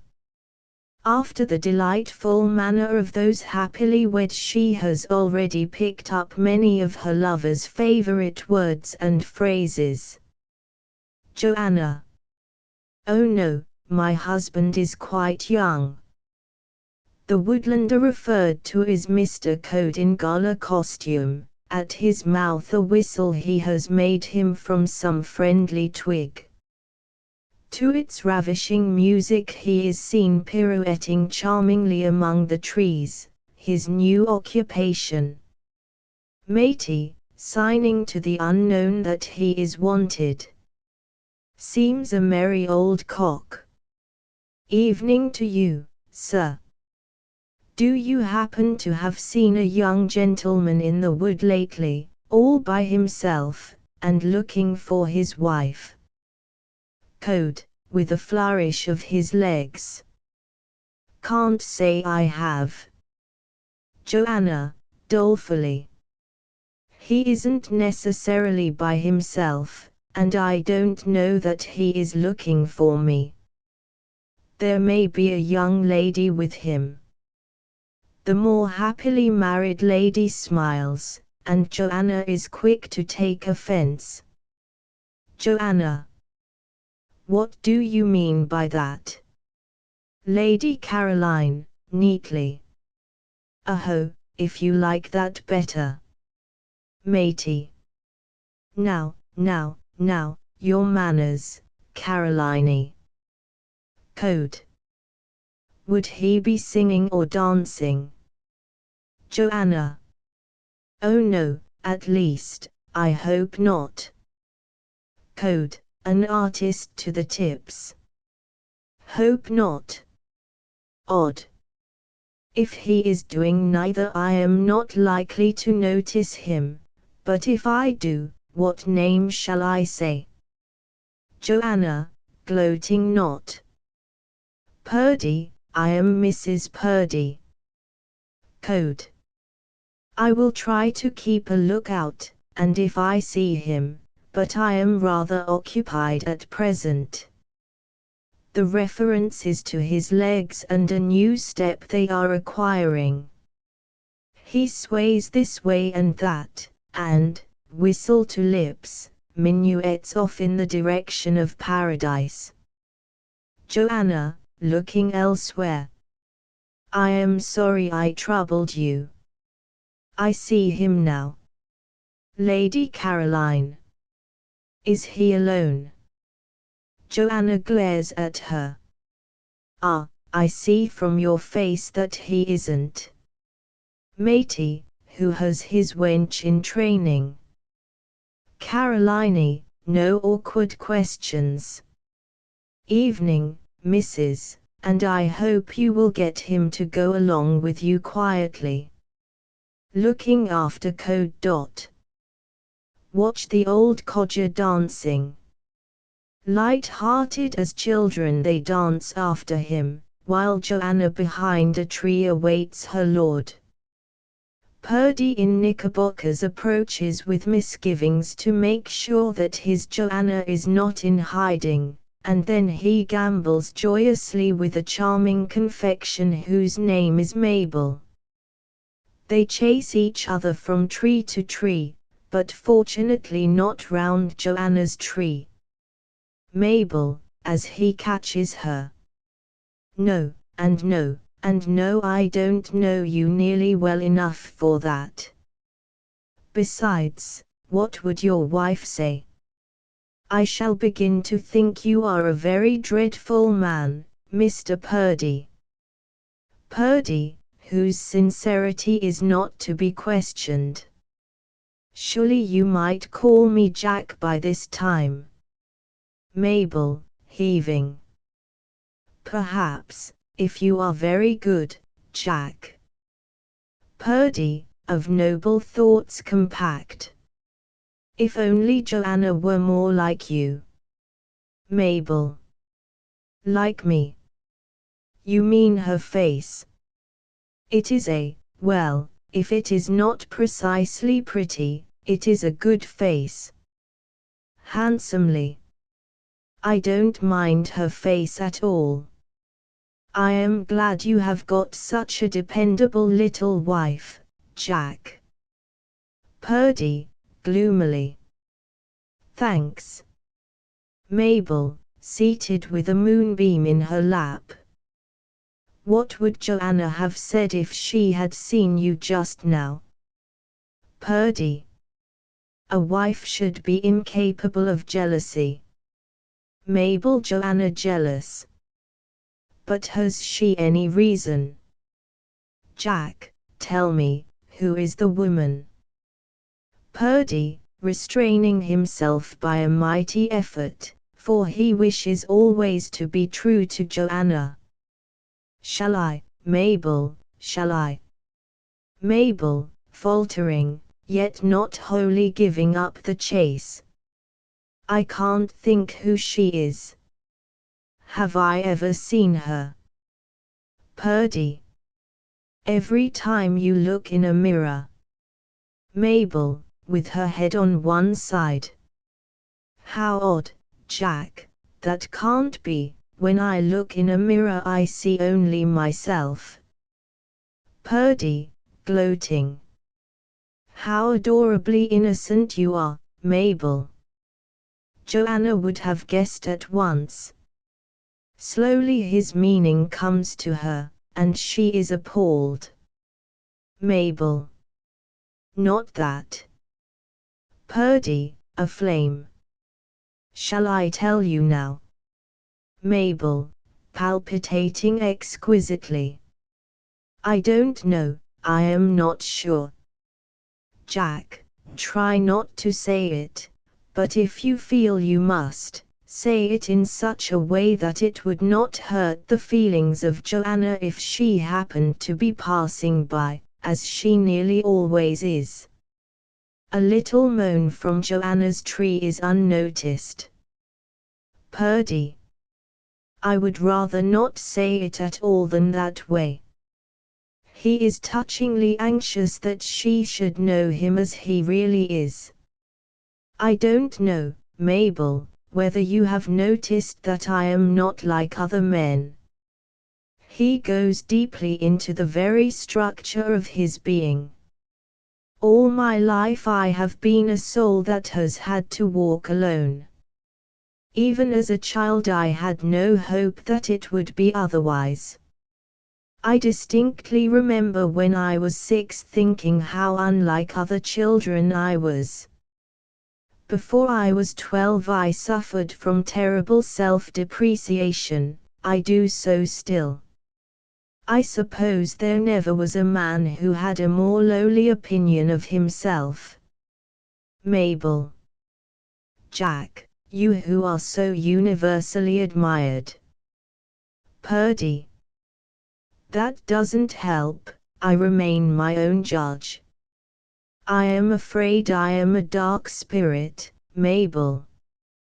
Yes, yes, my dear, let me leave nothing untold however it may damage me in your eyes. Your eyes. I cannot remember a time when I did not think of love as a great consuming passion. I visualized it, Mabel, as perhaps few have done, but always as the abounding joy that could come to others but never to me. I expected too much of women. I suppose I was touched to finer issues than most. That has been my tragedy. Mabel. Then you met Joanna. Purdy. Then I met Joanna. Yes. Foolishly, as I now see, I thought she would understand that I was far too deep a nature really to mean the little things I sometimes said to her. I suppose a man was never placed in such a position before. What was I to do? Remember, I was always certain that the ideal love could never come to me. Whatever the circumstances, I was convinced that my soul must walk alone. Mabel. Joanna, how could you? Purdy, firmly. Not a word against her, Mabel, if blame there is the blame is mine. Mabel. And so you married her.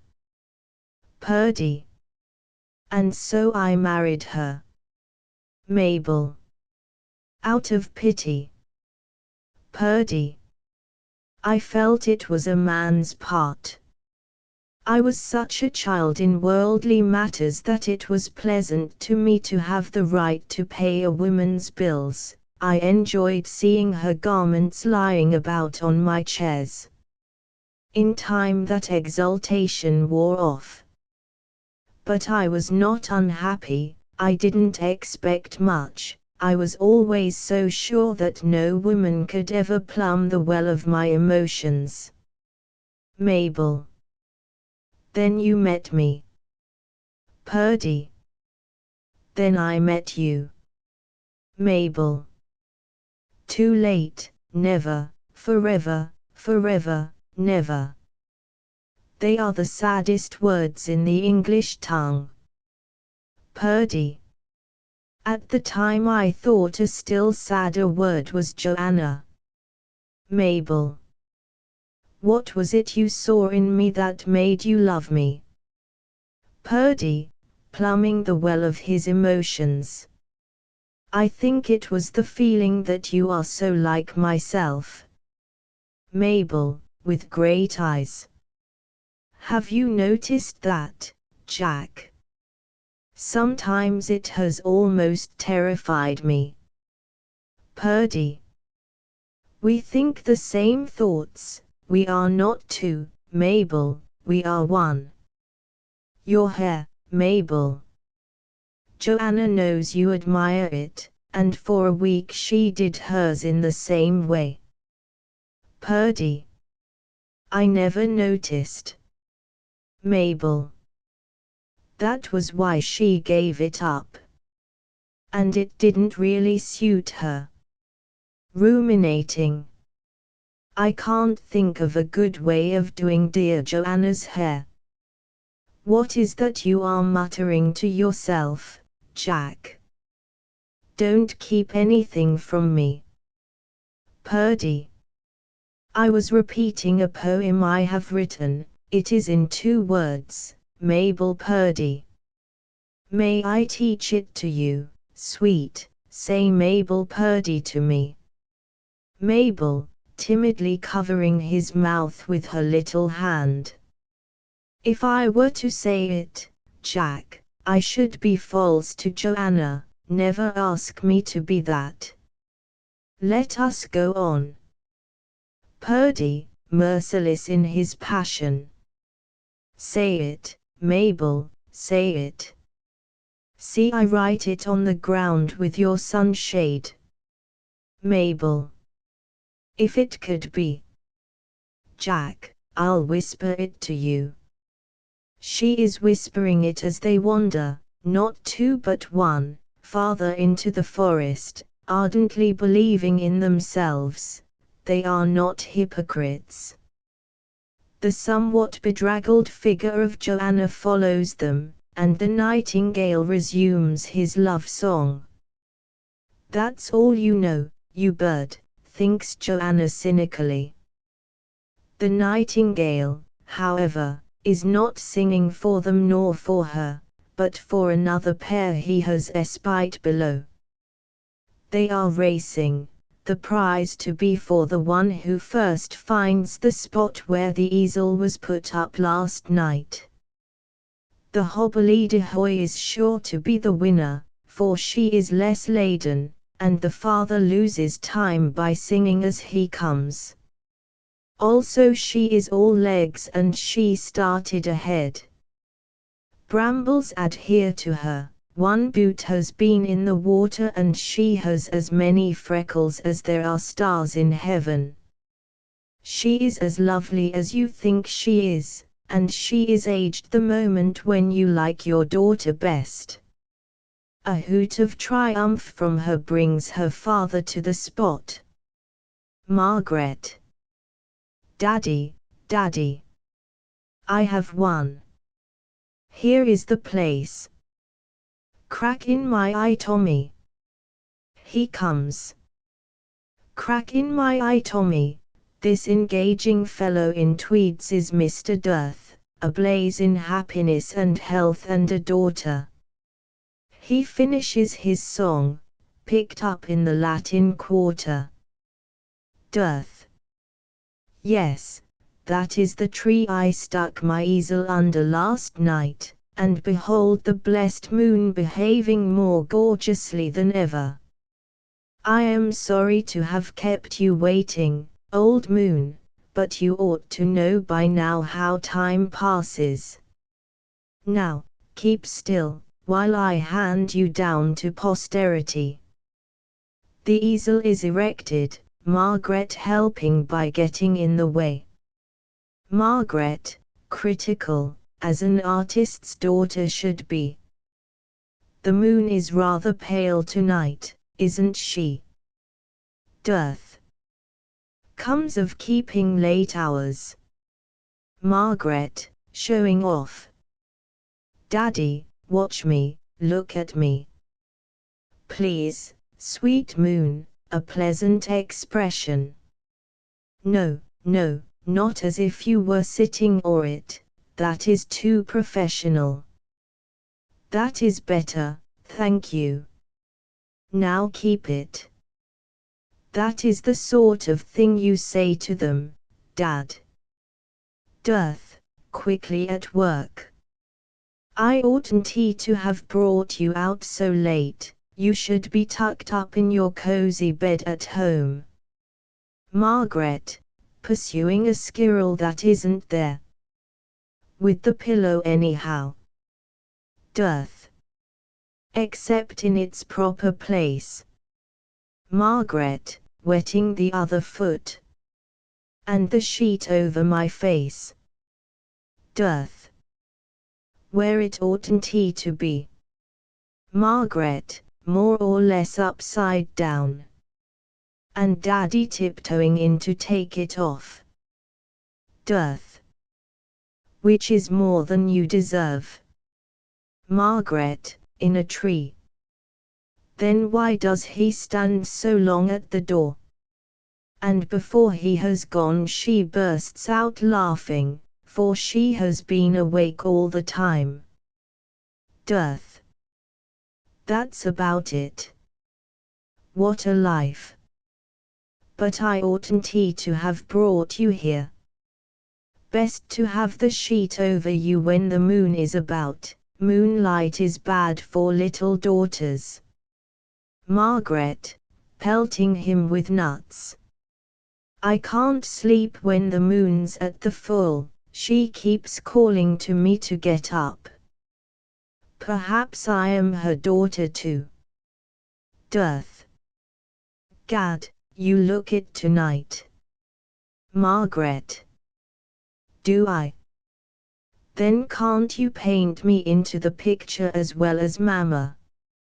You could call it a mother and daughter or simply two ladies if the moon thinks that calling me her daughter would make her seem too old. Dearth. O mater pulchra filia pulchria. That means, O moon, more beautiful than any tuppenny halfpenny daughter. Margaret, emerging in an unexpected place. Daddy, do you really prefer her? Dearth. Pshaw. She's not a patch on you, it's the sort of thing we say to our sitters to keep them in good humor. He surveys ruefully a great stain on her frock. I wish to heaven, Margaret, we were not both so fond of apple tart. And what's this? Catching hold of her skirt. Margaret, unnecessarily. It's a tear. Dearth. I should think it is a tear. Margaret. That boy at the farm did it. He kept calling Snubs after me, but I got him down and kicked him in the stomach. He is rather a jolly boy. Dearth. He sounds it. Ye gods, what a night. Margaret, considering the picture. And what a moon. Dad, she is not quite so fine as that. Dearth. Pshaw. I have touched her up. Margaret. Dad, what a funny man. She has seen Mr. Coat with whistle, enlivening the wood. He pirouettes round them and departs to add to the happiness of others. Margaret gives an excellent imitation of him at which her father shakes his head, then reprehensibly joins in the dance. Her mood changes, She clings to him. Margaret. Hold me tight, Daddy, I'm frightened. I think they want to take you away from me. Dearth. Who, Gosling? Margaret. I don't know.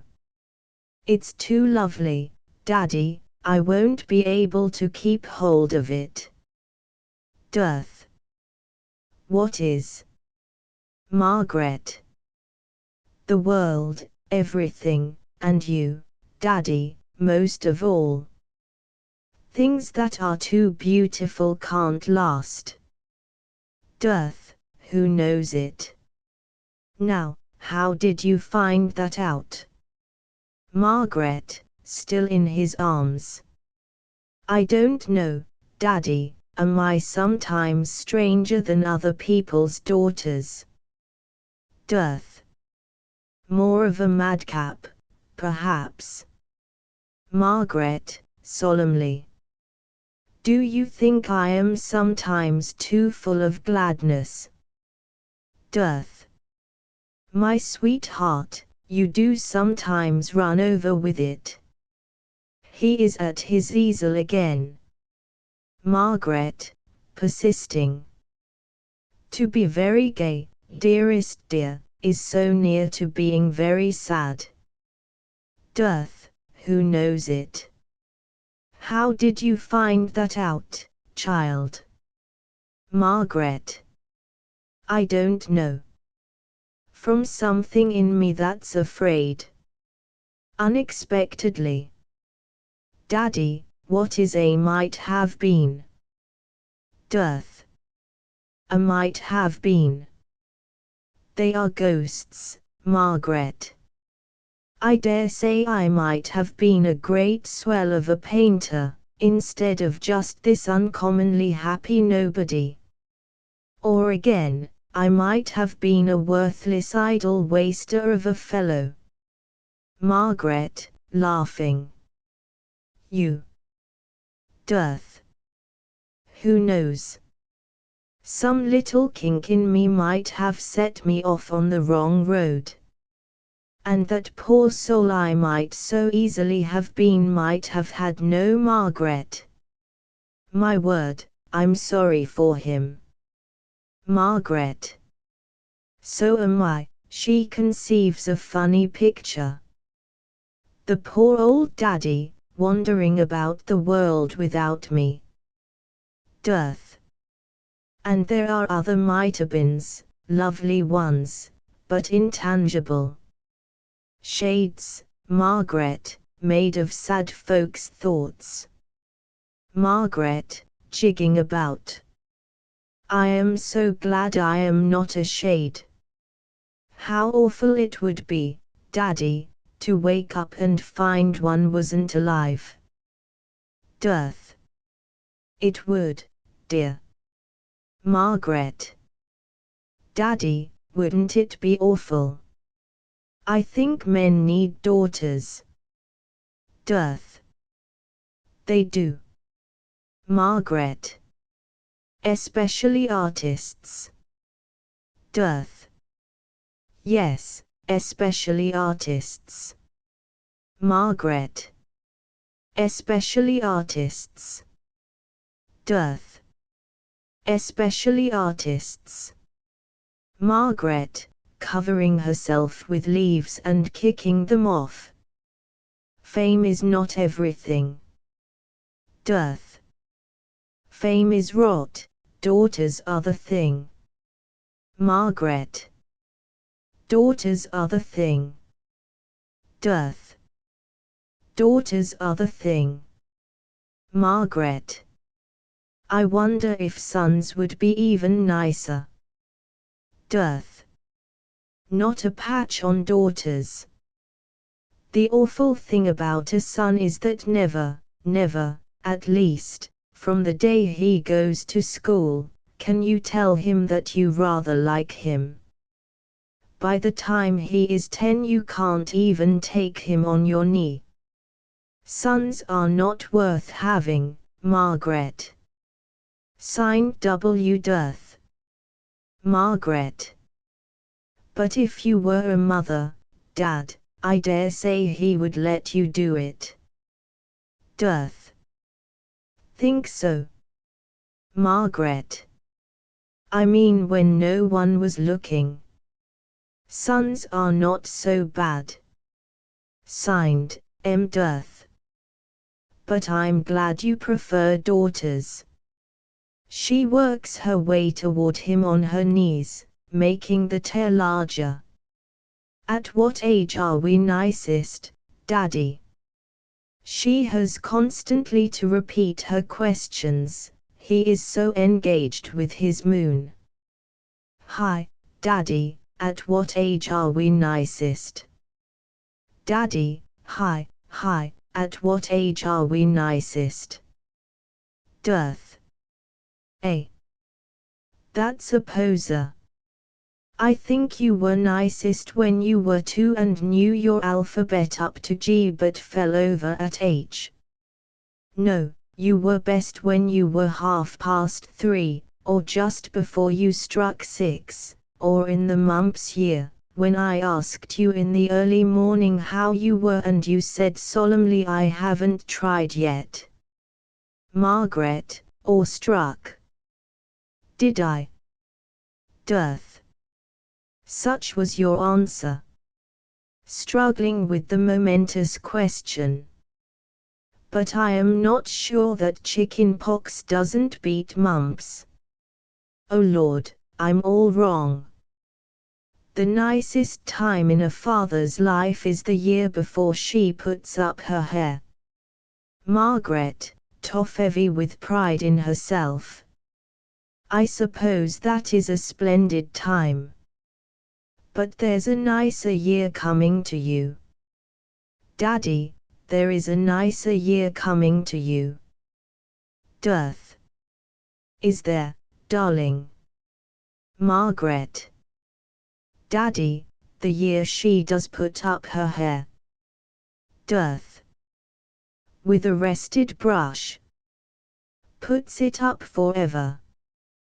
You know, I am afraid that when the day for that comes I shan't be able to stand it. It will be too exciting. My poor heart, Margaret. Margaret, rushing at him. No, it will be lucky you, for it isn't to be a bit like that. I am to be a girl and woman day about for the first year. You will never know which I am till you look at my hair. And even then you won't know, for if it is down I shall put it up, and if it is up I shall put it down. And so my daddy will gradually get used to the idea. Dearth. Riley. I see you have been thinking it out. Margaret, gleaming. I have been doing more than that. Shut your eyes, Dad, and I shall give you a glimpse into the future. Dearth. I don't know that I want that, the present is so good. Margaret. Shut your eyes, please. Dearth. No, Margaret. Margaret. Please, Daddy. Dearth. Oh, all right. They are shut. Margaret. Don't open them till I tell you. What finger is that? Dearth. The dirty one. Margaret, on her knees among the leaves. Daddy, now I am putting up my hair. I have got such a darling of a mirror. It is such a darling mirror I've got, Dad. Dad, don't look. I shall tell you about it. It is a little pool of water. I wish we could take it home and hang it up. Of course the moment my hair is up there will be other changes also, for instance, I shall talk quite differently. Dearth. Pooh.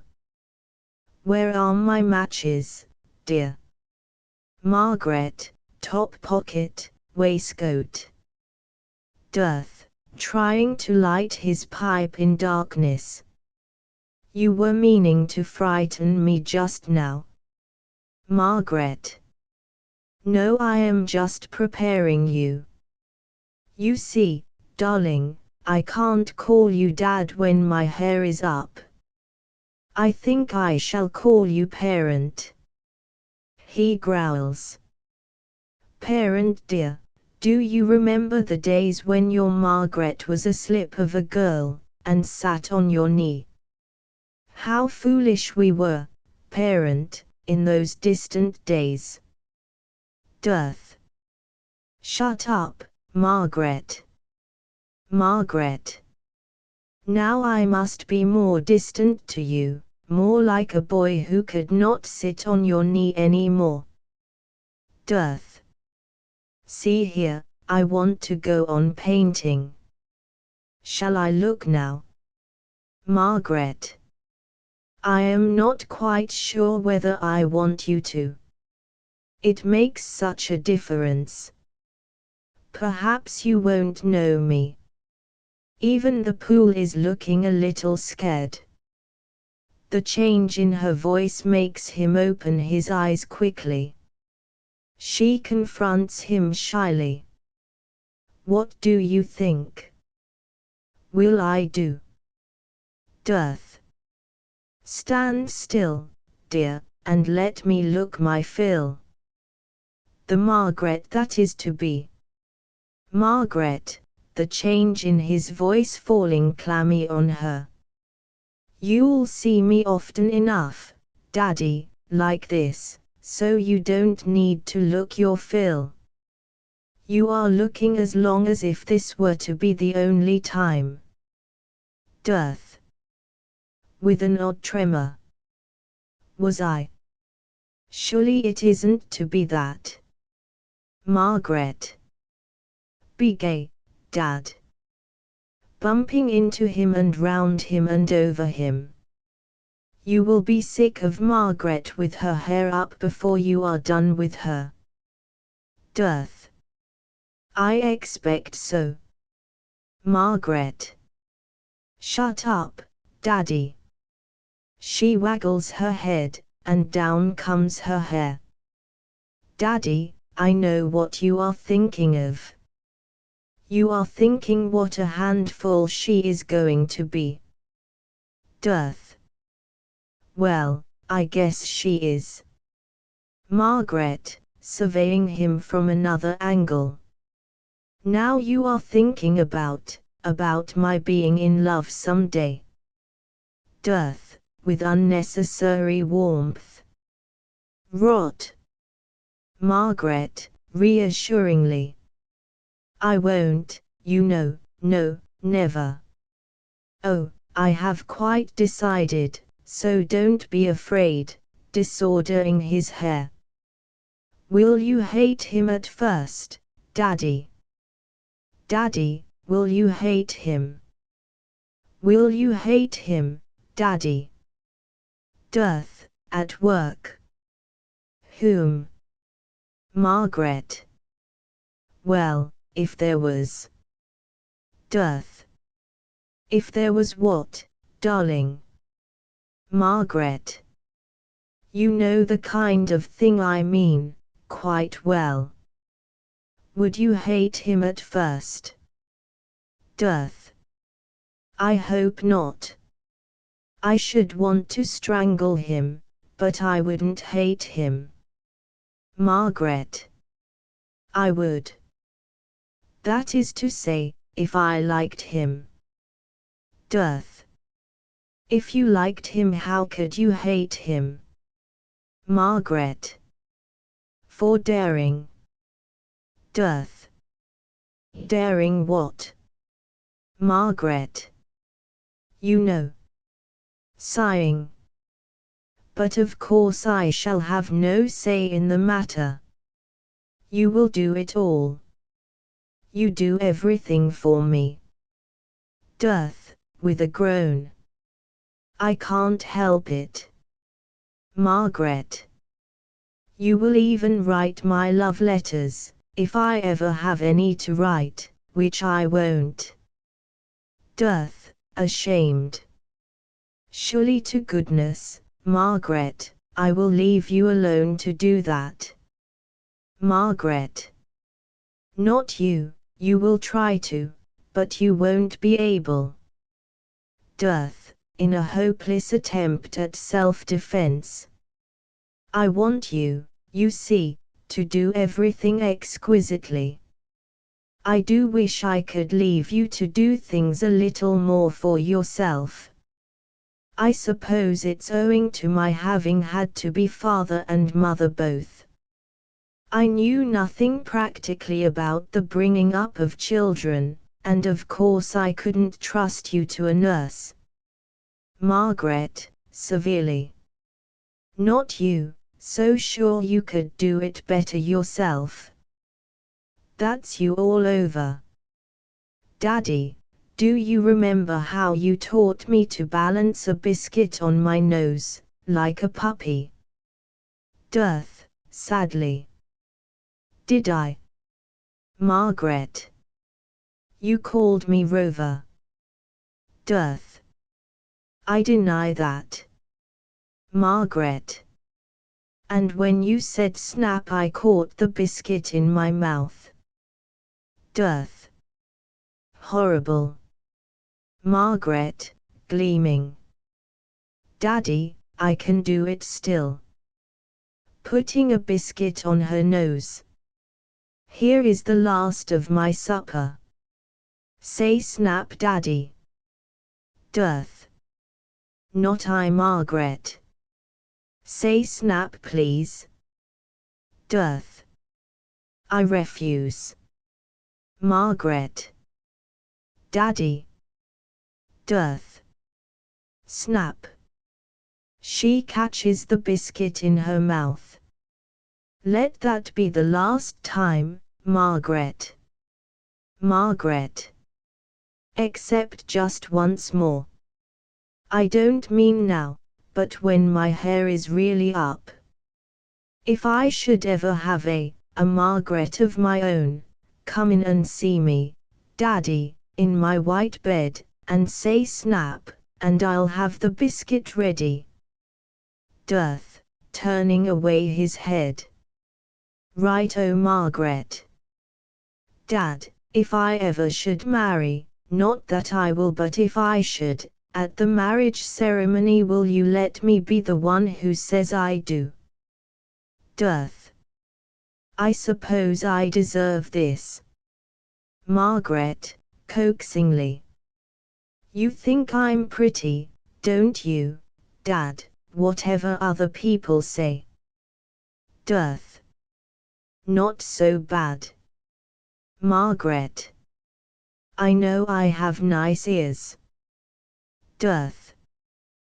They are all right now, but I had to work on them for months. Margaret. You don't mean to say that you did my ears? Dearth.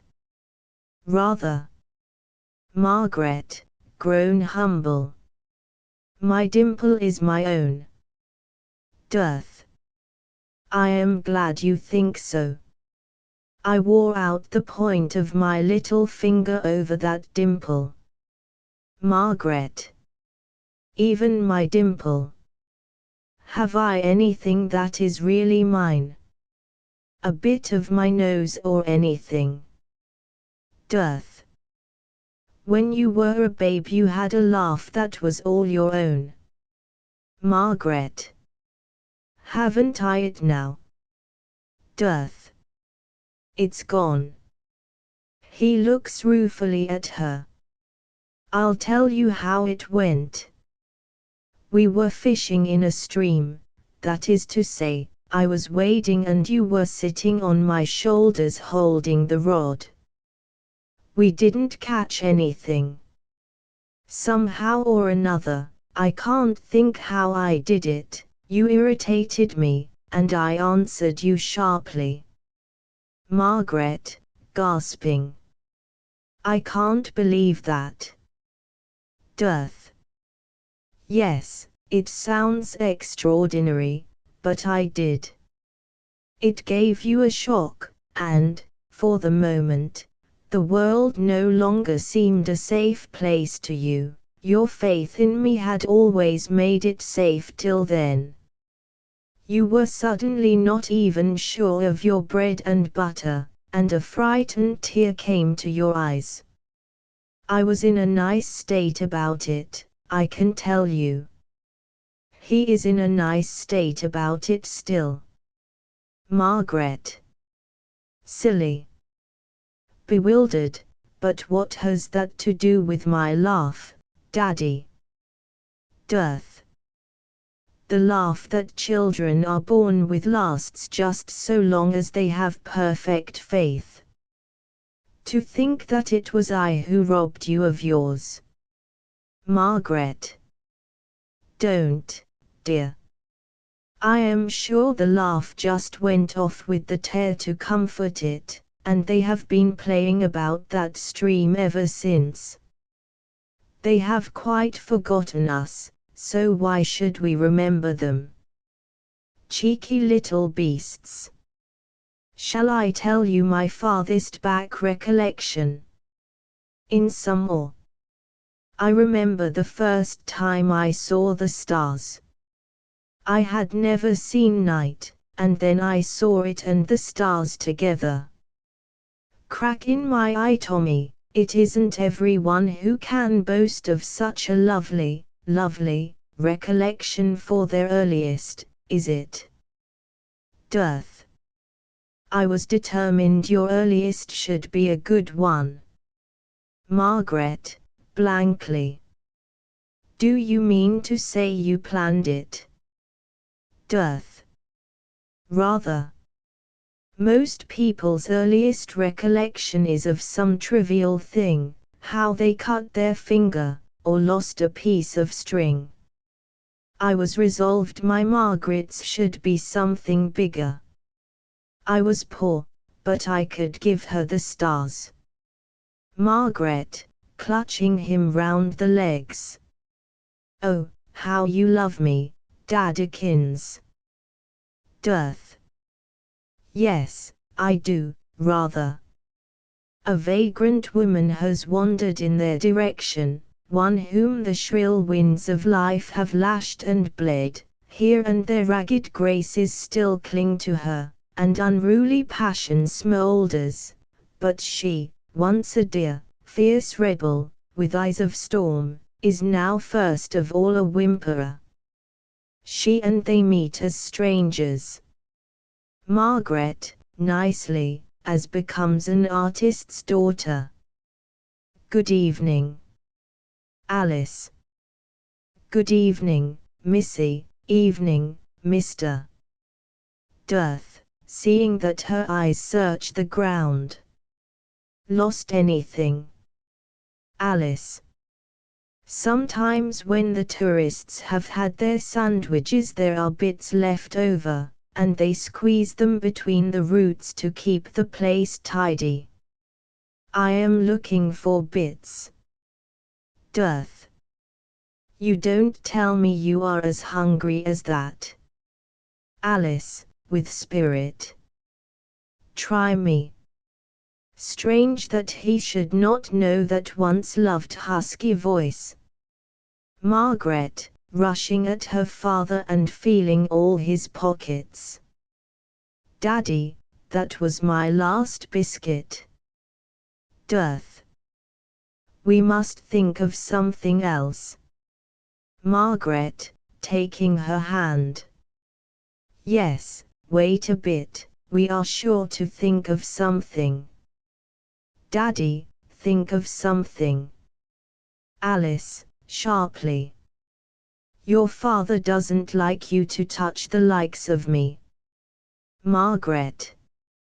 Oh yes, he does. Defiantly, and if he didn't, I'd do it all the same. This is a bit of myself, Daddy. Dearth. That is all you know. Alice, whining. You needn't be angry with her. Mister, I'm all right. Death. I am not angry with her, I am very sorry for you. Alice, flaring. If I had my rights, I would be as good as you, and better. Death. I dare say. Alice. I have had men servants and a motor car. Death. Margaret and I never rose to that. Margaret, stung. I have been in a taxi several times, and Dad often gets telegrams. Death. Margaret. Margaret. I'm sorry I boasted. Alice. That's nothing. I have a townhouse, at least I had. At any rate, he said there was a townhouse. Margaret, interested. Fancy his not knowing for certain. Alice. The Honourable Mrs. Finch Fallow, that's who I am. Margaret, cordially. It's a lovely name. Alice. Curse him. Margaret. Don't you like him? Death. We won't go into that.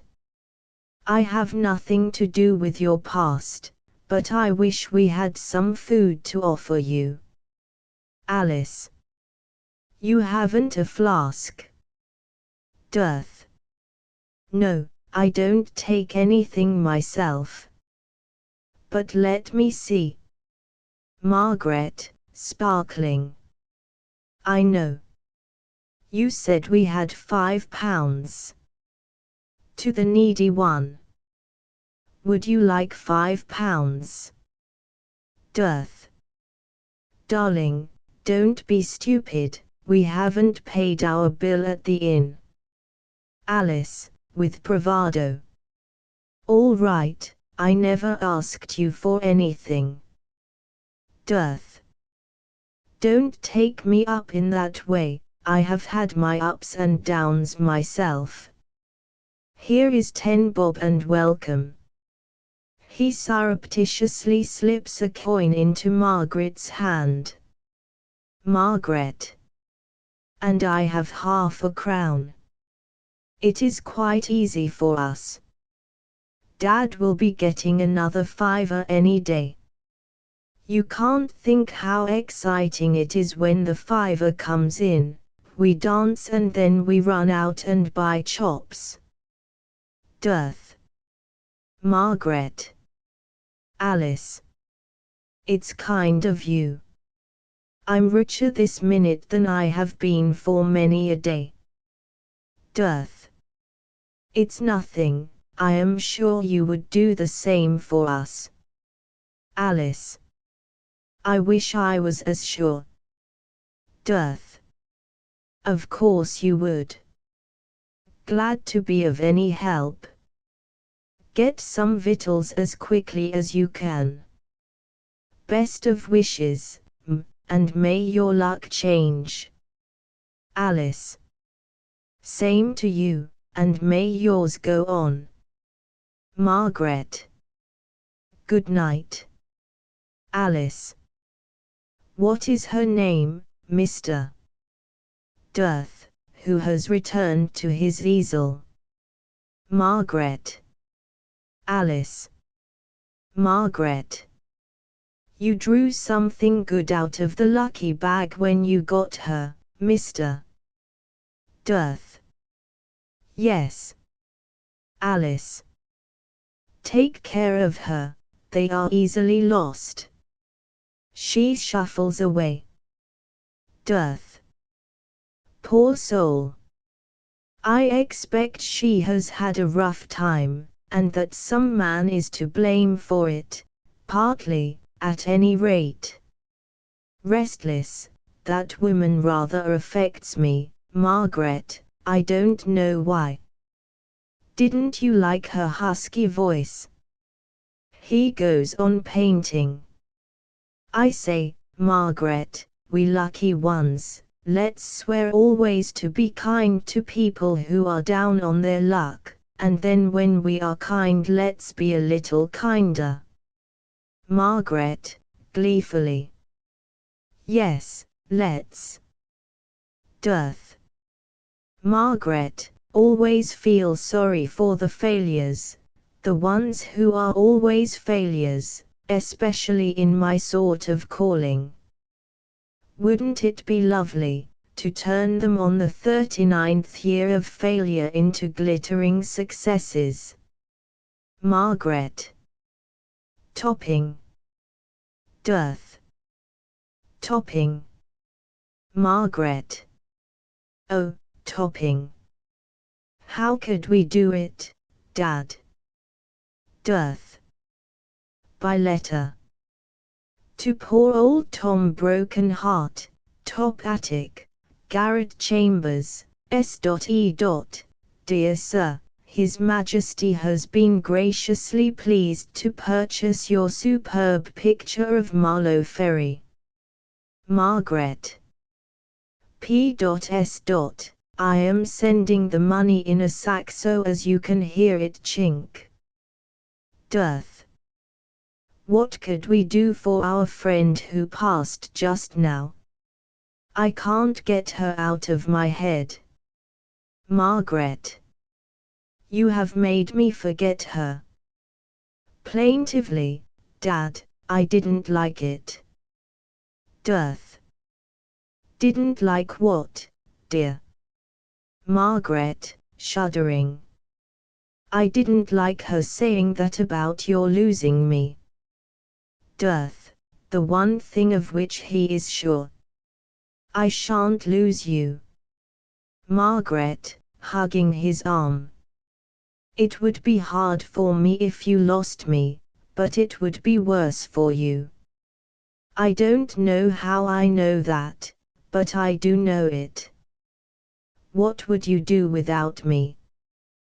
Dearth, almost sharply. Don't talk like that, dear. It is wicked and stupid, and naughty.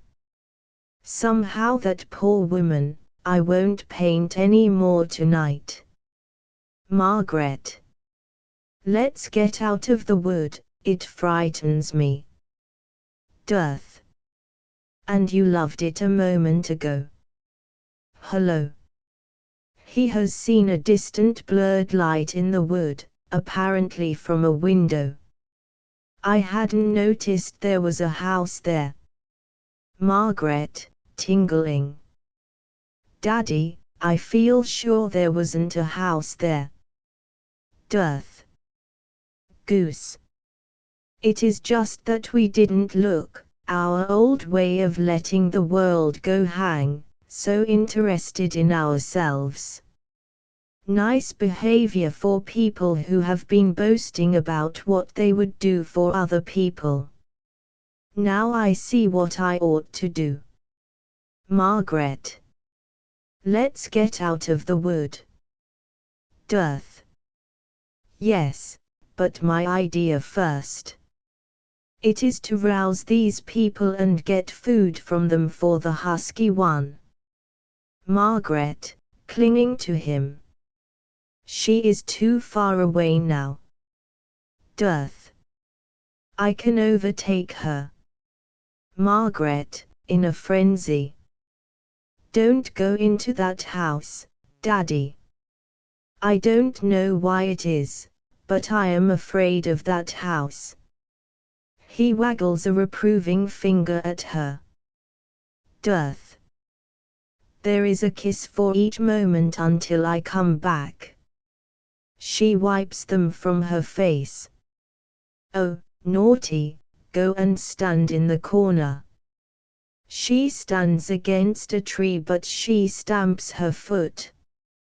Who has got a nasty temper?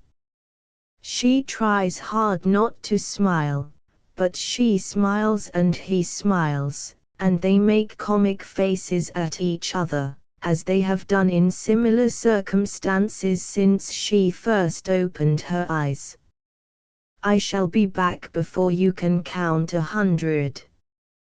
He goes off humming his song so that she may still hear him when he is lost to sight, all just as so often before. She tries dutifully to count her 100, but the wood grows dark and soon she is afraid again. She runs from tree to tree calling to her daddy. We begin to lose her among the shadows. Margaret, out of the impalpable that is carrying her away. Daddy, come back, I don't want to be a might have been. Act 3 Lob's room has gone very dark as it sits up awaiting the possible return of the adventurers. The curtains are drawn, so that no light comes from outside. There is a tapping on the window, and anon 2 intruders are stealing about the floor, with muffled cries when they meet unexpectedly. They find the switch and are revealed as Purdy and his Mabel. Something has happened to them as they emerged from the wood, but it is so superficial that neither notices it. They are again in the evening dress in which they had left the house. But they are still being led by that strange humor of the blood. Mabel, looking around her curiously. A pretty little room, I wonder who is the owner. Purdy. It doesn't matter, the great thing is that we have escaped Joanna. Mabel. Jack, look, a man. The term may not be happily chosen, but the person indicated is Lob curled up on his chair by a dead fire. The last look on his face before he fell asleep having been a leery one, it is still there. Purdy. He is asleep. Mabel. Do you know him? Purdy. Not I, excuse me, sir, hi. No shaking, however, wakens the sleeper. Mabel. Darling, how extraordinary. Purdy, always considerate. After all, precious, have we any right to wake up a stranger, just to tell him that we are runaways hiding in his house? Mabel, who comes of a good family. I think he would expect it of us. Purdy, after trying again. There is no budging him. Mabel, appeased. At any rate, we have done the civil thing. She has now time to regard the room more attentively, including the tray of coffee cups which Matey had left on the table in a not unimportant moment of his history. There have evidently been people here, but they haven't drunk their coffee. Cold as a deserted egg in a bird's nest. Jack, if you were a clever detective you could construct those people out of their neglected coffee cups. I wonder who they are and what has spirited them away. Purdy.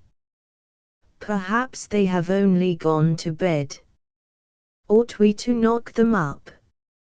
Mabel, after considering what her mother would have done. I think not, dear. I suppose we have run away, Jack, meaning to. Purdy, with the sturdiness that weaker vessels adore. Irrevocably. Mabel, if the dog-like devotion of a lifetime. He becomes conscious that something has happened to Lob's leer. It has not left his face but it has shifted. He is not shamming, do you think? Mabel. Shake him again.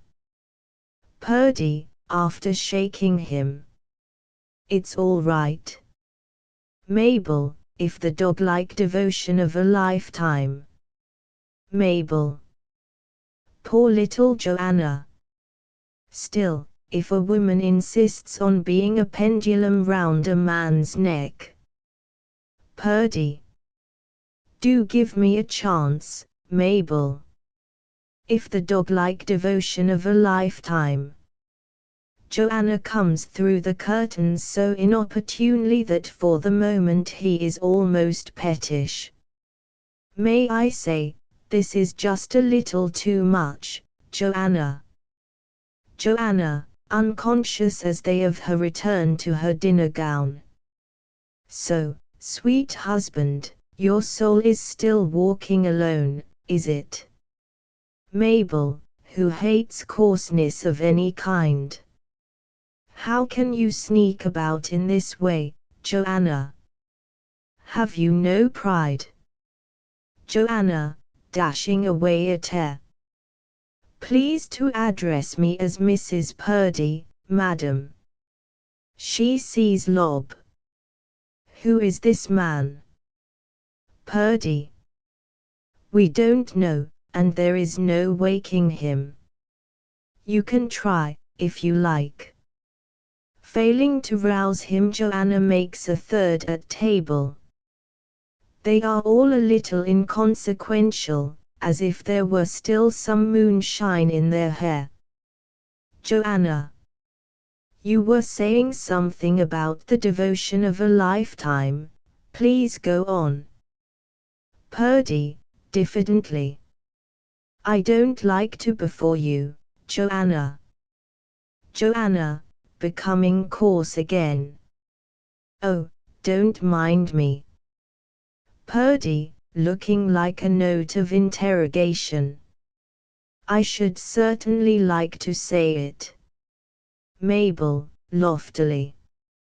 And I shall be proud to hear it. Purdy. I should have liked to spare you this, Joanna, you wouldn't put your hands over your ears. Joanna, alas. No, sir. Mabel. Fie, Joanna. Surely a wife's natural delicacy. Purdy, severely. As you take it in that spirit, Joanna, I can proceed with a clear conscience. If the dog-like devotion of a lifetime, he reels a little, staring at Lob, over whose face the leer has been wandering like an insect.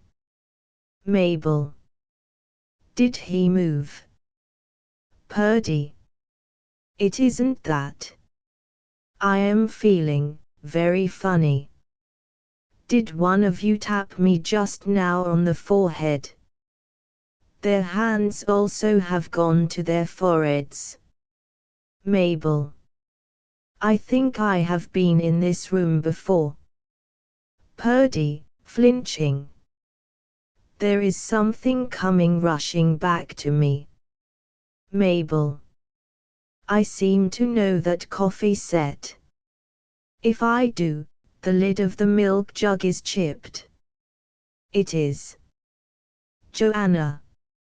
I can't remember this man's name, but I am sure it begins with L. Mabel. Lob. Purdy. Lob. Joanna. Lob. Purdy. Mabel, your dress. Mabel, beholding it. How on earth? Joanna. My dress. To Purdy. You were in knickerbockers in the wood. Purdy. And so I am now. He sees he is not. Where did I change? The wood. Let me think. The wood, certainly. But the wood wasn't the wood. Joanna, revolving like one in pursuit. My head is going round. Mabel. Lob's wood. I remember it all. We were here. We did go. Purdy. So we did. But how could? Where was Joanne? And who was Mabel, and what was Purdy, even in this supreme hour? A man. Don't let go. Hold on to what we were doing, or we shall lose grip of ourselves. Devotion. Something about devotion. Hold on to devotion. If the dog-like devotion of a lifetime. Which of you was I saying that to? Mabel. To me. Purdy. Are you sure? Mabel, shakily. I am not quite sure. Purdy, anxiously. Joanna, what do you think? With a sudden increase of uneasiness. Which of you is my wife? Joanna, without enthusiasm. I am. No, I am not. It is Mabel who is your wife. Mabel. Me. Purdy, with a curious gulp. Why, of course you are, Mabel. Mabel. I believe I am. Purdy. And yet how can it be? I was running away with you. Joanna, solving that problem. You don't need to do it now. Purdy. The wood. Hold on to the wood. The wood is what explains it. Yes, I see the whole thing. He gazes at Lob. You infernal old rascal. Let us try to think it out.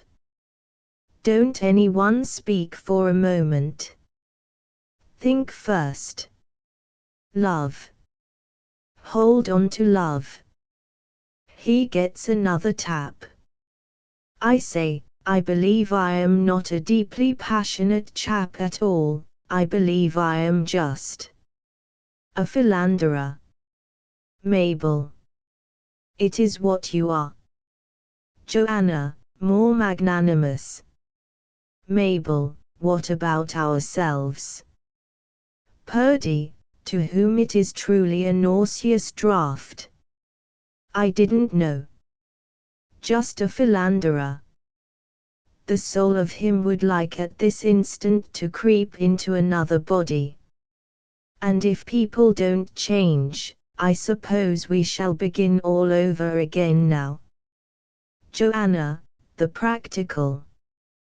I dare say, but not with each other. I may philander again, but not with you. They look on themselves without approval, always a sorry occupation. The man feels it most because he has admired himself most, or perhaps partly for some better reason. Purdy, saying goodbye to an old friend. John Purdy, the fine fellow I used to think you.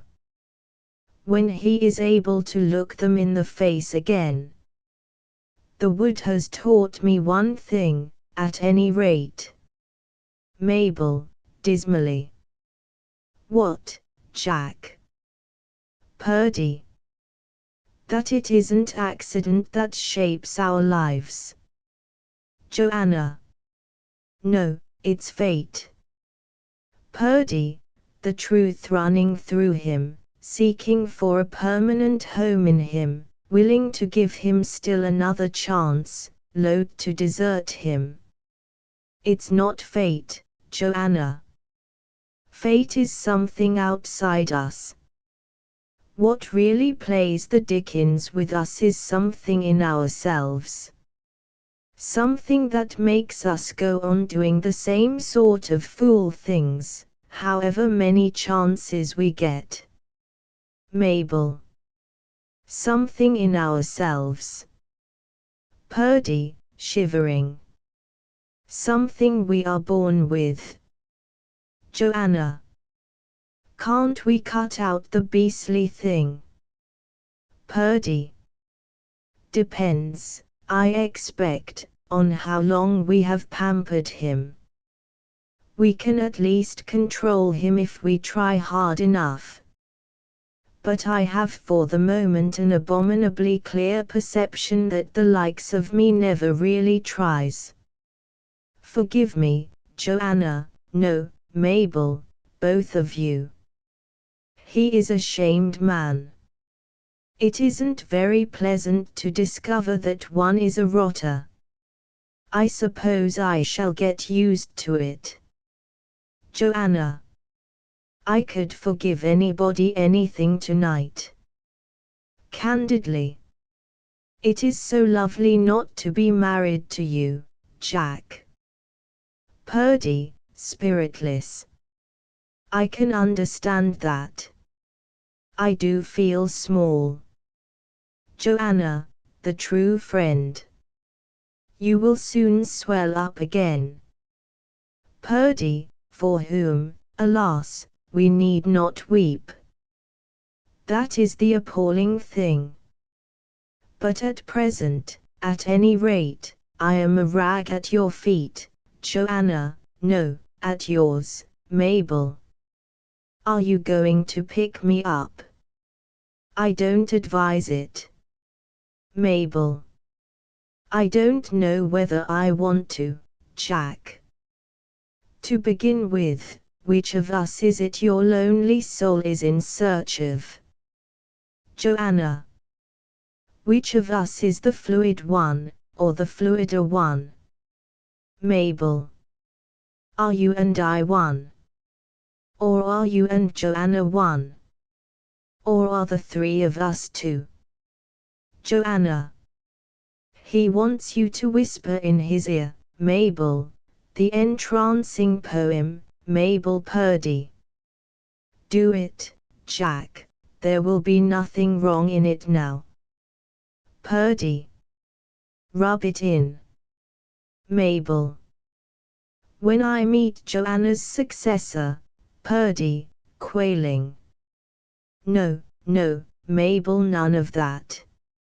At least credit me with having my eyes open at last. There will be no more of this. I swear it by all that is, Joanna, in her excellent imitation of a sheep. Baa, he is off again. Purdy. Oh Lord, so I am. Mabel. Don't, Joanna. Purdy, his mind still illumined. She is quite right, I was. In my present state of depression, which won't last, I feel there is something in me that will make me go on being the same ass, however many chances I get. I haven't the stuff in me to take warning. My whole being is corroded. Shakespeare knew what he was talking about. The fault, dear Brutus, is not in our stars, but in ourselves, that we are underlings. Joanna. For dear Brutus we are to read, dear audience, I suppose. Purdy. You have it. Joanna. Meaning that we have the power to shape ourselves. Purdy. We have the power right enough. Joanna. But isn't that rather splendid? Purdy. For those who have the grit in them, yes. Still seeing with a strange clearness through the chink the hammer has made. And they are not the dismal chappies, they are the ones with the thin bright faces. He sits lugubriously by his wife and is sorry for the first time that she has not married a better man. I am afraid there is not much fight in me, Mabel, but we shall see. If you catch me at it again, have the goodness to whisper to me in passing, Lobswood. That may cure me for the time being. Mabel, still certain that she loved him once but not so sure why. Perhaps I will, as long as I care to bother, Jack. It depends on you how long that is to be. Joanna, to break an awkward pause. I feel that there is hope in that as well as a warning. Perhaps the wood may prove to have been useful after all. This brighter view of the situation meets with no immediate response. With her next suggestion she reaches harbour. You know, we are not people worth being sorrowful about, so let us laugh. The ladies succeed in laughing, though not prettily, but the man has been too much shaken. Joanna, in the middle of her laugh. We have forgotten the others. I wonder what is happening to them. Purdy, reviving. Yes, what about them? Have they changed? Mabel. I didn't see any of them in the wood. Joanna. Perhaps we did see them without knowing them, we didn't know Lob. Purdy, daunted. That's true. Joanna. Won't it be delicious to be here to watch them when they come back, and see them waking up, or whatever it was we did? Purdy. What was it we did?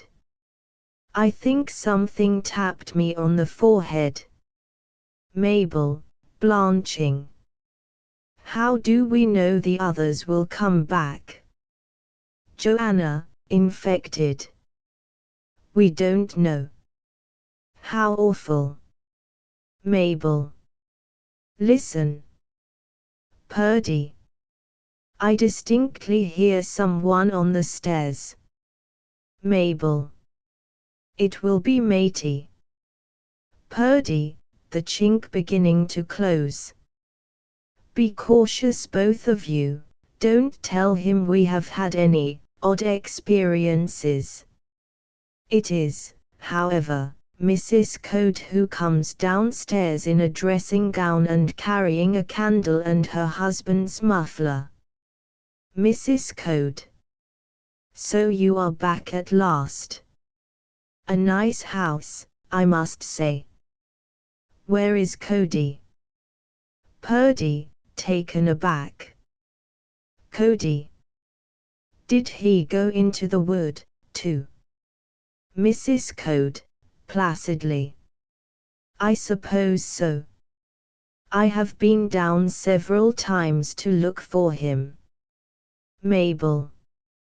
Cody, too. Joanna, seeing visions. I wonder. Oh, how dreadful. Mrs. Code. What is dreadful, Joanna? Joanna, airily. Nothing. I was just wondering what he is doing. Mrs. Code. Doing? What should he be doing? Did anything odd happen to you in the wood? Purdy, taking command. No, nothing. Joanna. We just strolled about, and came back. That subject being exhausted, she points to Lob. Have you noticed him? Mrs. Code.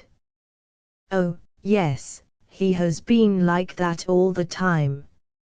A sort of stupor, I think, and sometimes the strangest grin comes over his face. Purdy, wincing. Grin. Mrs. Code. Just as if he were seeing amusing things in his sleep. Purdy, guardedly. I dare say he is. Oughtn't we to get Matey to him? Mrs. Code. Matey has gone, too. Purdy. What at? Mrs. Code. At all events he is not in the house. Joanna, unguardedly. Matey. I wonder who is with him. Mrs. Code. Must somebody be with him? Joanna. Oh, no, not at all. They are simultaneously aware that someone outside has reached the window. Mrs. Code. I hope it is Cody. The other ladies are too fond of her to share this wish. Mabel. Oh, I hope not. Mrs. Code, blissfully. Why, Mrs. Purdy. Joanna, coaxingly. Dear Mrs. Code, whoever he is, and whatever he does, I beg you not to be surprised. We feel that though we had no unusual experiences in the wood, others may not have been so fortunate. Mabel.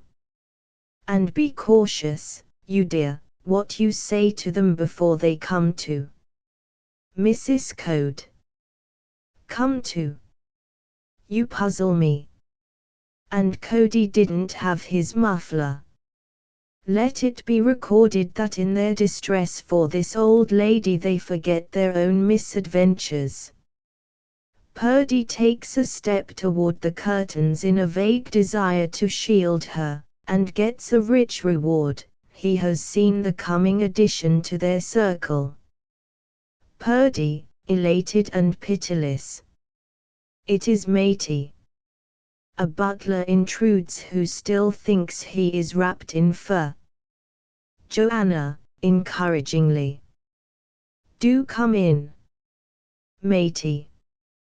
With apologies, ladies and gents. May I ask who is host? Purdy, splashing in the temperature that suits him best. A very reasonable request. Third on the left. Matey, advancing upon Lob. Merely to ask, sir, if you can direct me to my hotel. The sleeper's only response is a light quiver in one leg. The gentleman seems to be reposing. Mrs. Code. It is Lob. Matey. What is Lob, m? Mrs. Code, pleasantly curious. Surely you haven't forgotten. Purdy, overriding her. Anything we can do for you, sir? Just give it a name. Joanna, in the same friendly spirit. I hope you are not alone, do say you have some lady friends with you. Matey, with an emphasis on his leading word. My wife is with me. Joanna. His wife. With commendation. You have been quick. Mrs. Code. I didn't know you were married. Matey. Why should you, madam? You talk as if you knew me. Mrs. Code. Good gracious, do you really think I don't? Purdy, indicating delicately that she is subject to a certain softening. Sit down, won't you, my dear sir, and make yourself comfy. Matey, accustomed of late to such deferential treatment. Thank you. But my wife. Joanna, hospitably. Yes, bring her in, we are simply dying to make her acquaintance. Matey. You are very good, I am much obliged. Mabel, as he goes out. Who can she be? Joanna, leaping. Who? Mrs. Code. But what an extraordinary wood! He doesn't seem to know who he is at all. Mabel, soothingly. Don't worry about that, Cody darling. He will know soon enough. Joanna, again finding the bright side. And so will the little wife. By the way, whoever she is, I hope she is fond of butlers. Mabel, who has peeped. It is Lady Caroline. Joanna, leaping again. Oh, joy, joy. And she was so sure she couldn't take the wrong turning. Lady Caroline is evidently still sure of it. Matey. May I present my wife, Lady Caroline Matey? Mabel, glowing. How do you do? Purdy. Your servant, Lady Caroline. Mrs. Code. Lady Caroline Matey. You. Lady Caroline, without an R in her. Charmed, I'm sure. Joanna, neatly. Very pleased to meet any wife of Mr. Matey. Purdy, taking the floor. Allow me. The Duchess of Candelabra. The ladies Helena and Matilda M. Nab. I am the Lord Chancellor. Mabel. I have wanted so long to make your acquaintance. Lady Caroline. Charmed. Joanna, gracefully. These informal meetings are so delightful, don't you think? Lady Caroline. Yes, indeed. Matey, the introductions being thus pleasantly concluded. And your friend by the fire. Purdy. I will introduce you to him when you wake up, I mean when he wakes up. Matey. Perhaps I ought to have said that I am James Matey. Lady Caroline, the happy creature. The James Matey. Matey. A name not, perhaps, unknown in the world of finance. Joanna. Finance. Oh, so you did take that clerkship in the city. Matey, a little stiffly. I began as a clerk in the city, certainly, and I am not ashamed to admit it. Mrs. Code, still groping. Fancy that, now. And did it save you? Matey. Save me, madam. Joanna. Excuse us, we ask odd questions in this house, we only mean, did that keep you honest? Or are you still a pilferer? Lady Caroline, an outraged swan. Husband mine, what does she mean? Joanna. No offense, I mean a pilferer on a large scale. Matey, remembering certain newspaper jealousy. If you are referring to that Labrador business, or the Working Women's Bank. Purdy, after the manner of one who has caught a fly. Oh ho, got him. Joanna, bowing. Yes, those are what I meant. Matey, stoutly. There was nothing proved. Joanna, like one calling a meeting. Mabel, Jack, here is another of us. You have gone just the same way again, my friend. Ecstatically. There is more in it, you see, than taking the wrong turning, you would always take the wrong turning. The only fitting comment. Tra-la-la. Lady Caroline. If you are casting any aspersions on my husband, allow me to say that a prouder wife than I does not today exist. Mrs. Code, who finds herself the only clear-headed one. My dear, do be careful. Mabel. So long as you are satisfied, dear Lady Caroline. But I thought you shrank from all blood that was not blue. Lady Caroline. You thought. Why should you think about me? I beg to assure you that I adore my Jim. She seeks his arm, but her Jim has encountered the tray containing coffee cups and a cake, and his hands close on it with a certain intimacy. Whatever are you doing, Jim? Matey. I don't understand it, Caroline, but somehow I feel at home with this in my hands. Mabel. Caroline. Mrs. Code. Look at me well, don't you remember me? Matey, musing. I don't remember you, but I seem to associate you with hard-boiled eggs. With conviction. You like your eggs hard-boiled. Purdy. Hold on to hard-boiled eggs. She used to tip you especially to see to them. Matey's hand goes to his pocket. Yes, that was the pocket. Lady Caroline, with distaste. Tip.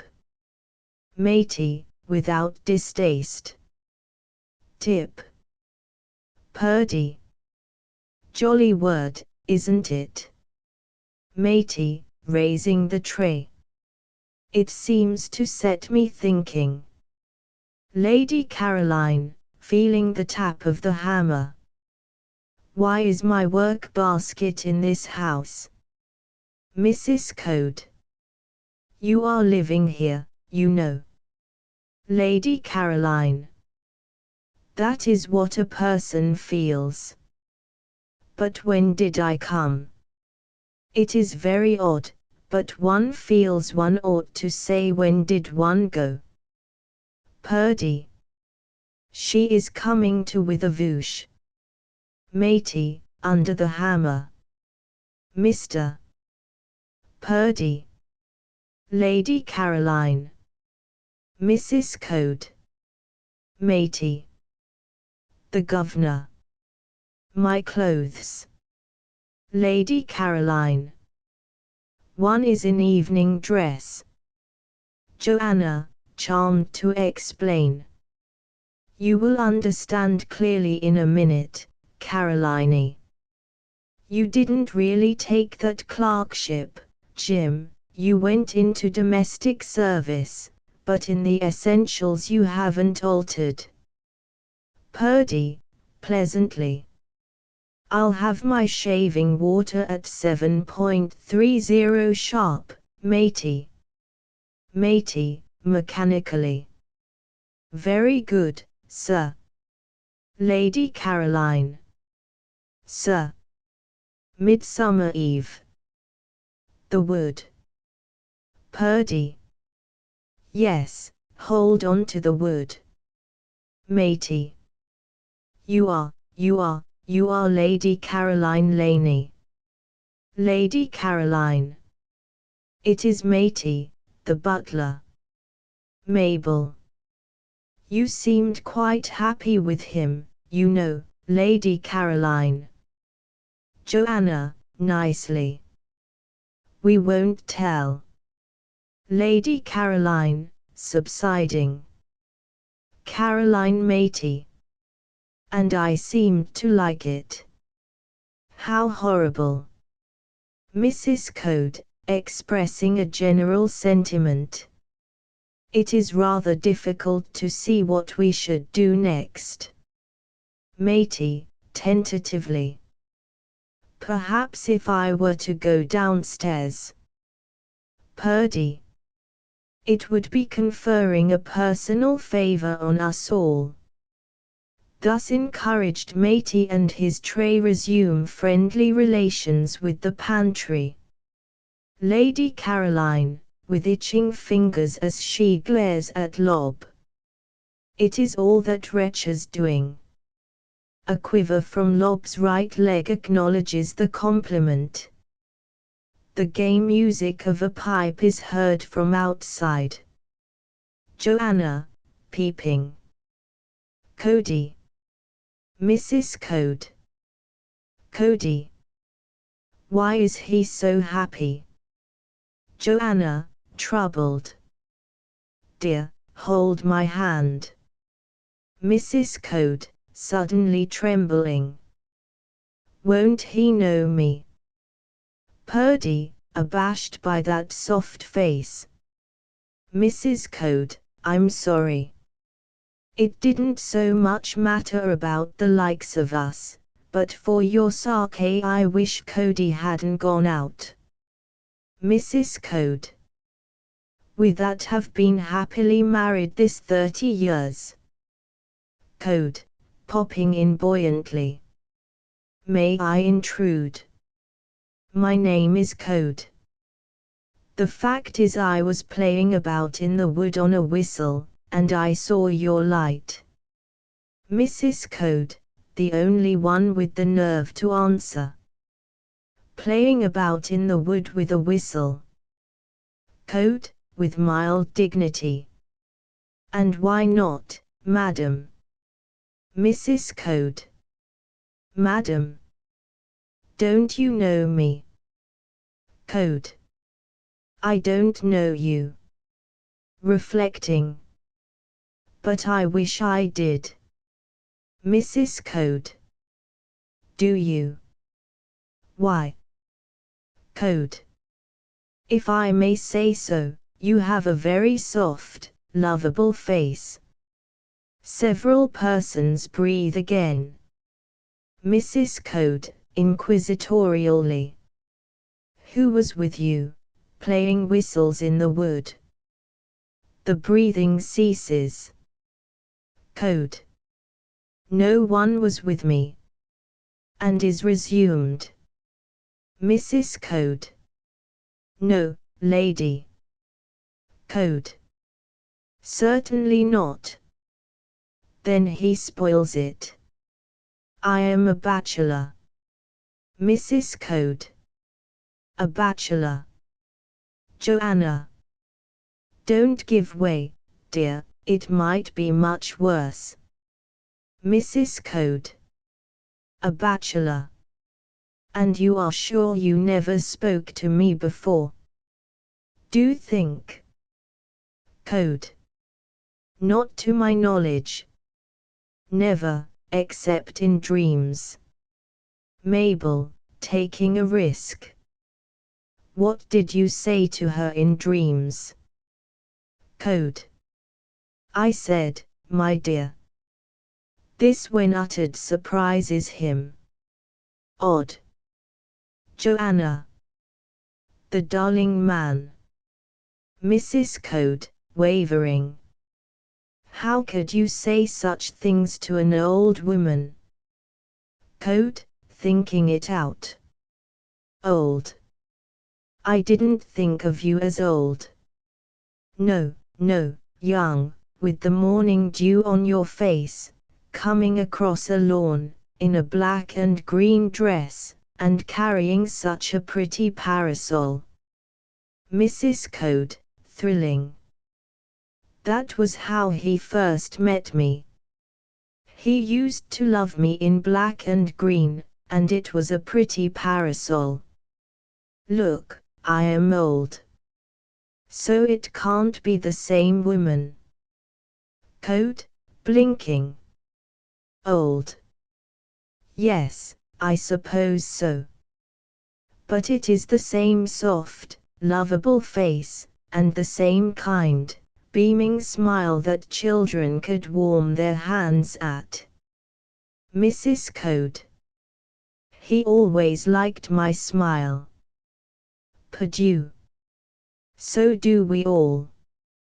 Code, to himself. Emma. Mrs. Code. He hasn't forgotten my name. Code. It is sad that we didn't meet long ago. I think I have been waiting for you.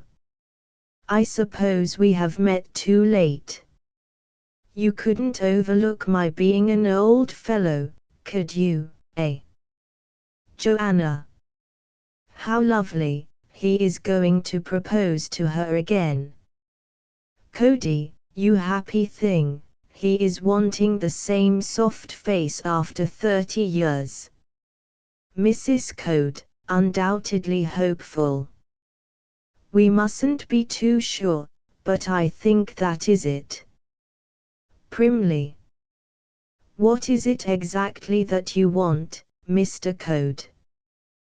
Code, under a lucky star. I want to have the right to hold the parasol over you. Won't you be my wife, my dear, and so give my long dream of you a happy ending? Mrs. Code, preening. Kisses are not called for at our age, Cody, but here is a muffler for your old neck. Code. My muffler, I have missed it. It is however to his forehead that his hand goes. Immediately thereafter he misses his sylvan attire. Why, what, who, how is this? Purdy, nervously. He is coming to. Code, reeling and righting himself. Lob. The leg indicates that he has got it. Bless me, Cody, I went into that wood. Mrs. Code. And without your muffler, you that are so subject to chills. What are you feeling for in your pocket? Code. The whistle. It is a whistle gone. Of course it is. It's rather a pity, but. Anxious. Have I been saying awful things to you? Mabel. You have been making her so proud. It is a compliment to our whole sex. You had a second chance, and it is her, again. Code. Of course it is. Crestfallen. But I see I was just the same nice old lazy Cody as before, and I had thought that if I had a second chance, I could do things. I have often said to you, Cody, that it was owing to my being cursed with a competency that I didn't write my great book. But I had no competency this time, and I haven't written a word. Purdy, bitterly enough. That needn't make you feel lonely in this house. Mrs. Code, in a small voice. You seem to have been quite happy as an old bachelor, dear. Code. I am surprised at myself, Emma, but I fear I was. Mrs. Code, with melancholy perspicacity. I wonder if what it means is that you don't especially need even me. I wonder if it means that you are just the sort of amiable creature that would be happy anywhere, and anyhow. Code. Oh dear, can it be as bad as that? Joanna, a ministering angel she. Certainly not. It is a romance, and I won't have it looked upon as anything else. Mrs. Code. Thank you, Joanna. You will try not to miss that whistle, Cody. Code, getting the footstool for her. You are all I need. Mrs. Code. Yes, but I am not so sure as I used to be that it is a great compliment. Joanna. Cody, behave. There is a knock on the window. Purdy, peeping. Mrs. Dirth. His spirits revive. She is alone. Who would have expected that of her? Mabel. She is a wild one, Jack, but I sometimes thought rather a dear. I do hope she has got off cheaply. Alice comes to them in her dinner gown. Purdy, the irrepressible. Pleased to see you, stranger. Alice, prepared for ejection. I was afraid such an unceremonious entry might startle you. Purdy. Not a bit. Alice, defiant. I usually enter a house by the front door. Purdy. I have heard that such is the swagger way. Alice, simpering. So stupid of me. I lost myself in the wood, and... Joanna, genially. Of course you did. But never mind that, do tell us your name. Lady Caroline, emerging again. Yes, yes, your name. Alice. Of course, I am the Honourable Mrs. Finch Fallow. Lady Caroline. Of course, of course. Purdy. I hope Mr. Finch Fallow is very well. We don't know him personally, but may we have the pleasure of seeing him bob up presently? Alice. No, I am not sure where he is. Lady Caroline, with point. I wonder if the dear clever police know. Alice, imprudently. No, they don't. It is a very secondary matter to her. This woman of calamitous fires hears and sees her tormentors chiefly as the probable owner of the cake which is standing on that tray. So awkward. I gave my sandwiches to a poor girl and her father whom I met in the wood, and now, isn't it a nuisance, I am quite hungry. So far with a mincing bravado. May I? Without waiting for consent she falls to upon the cake, looking over it like one ready to fight them for it. Purdy, sobered again. Poor soul. Lady Caroline. We are so anxious to know whether you met a friend of ours in the wood, a Mr. Dirth. Perhaps you know him, too. Alice. Dirth. I don't know any Dirth.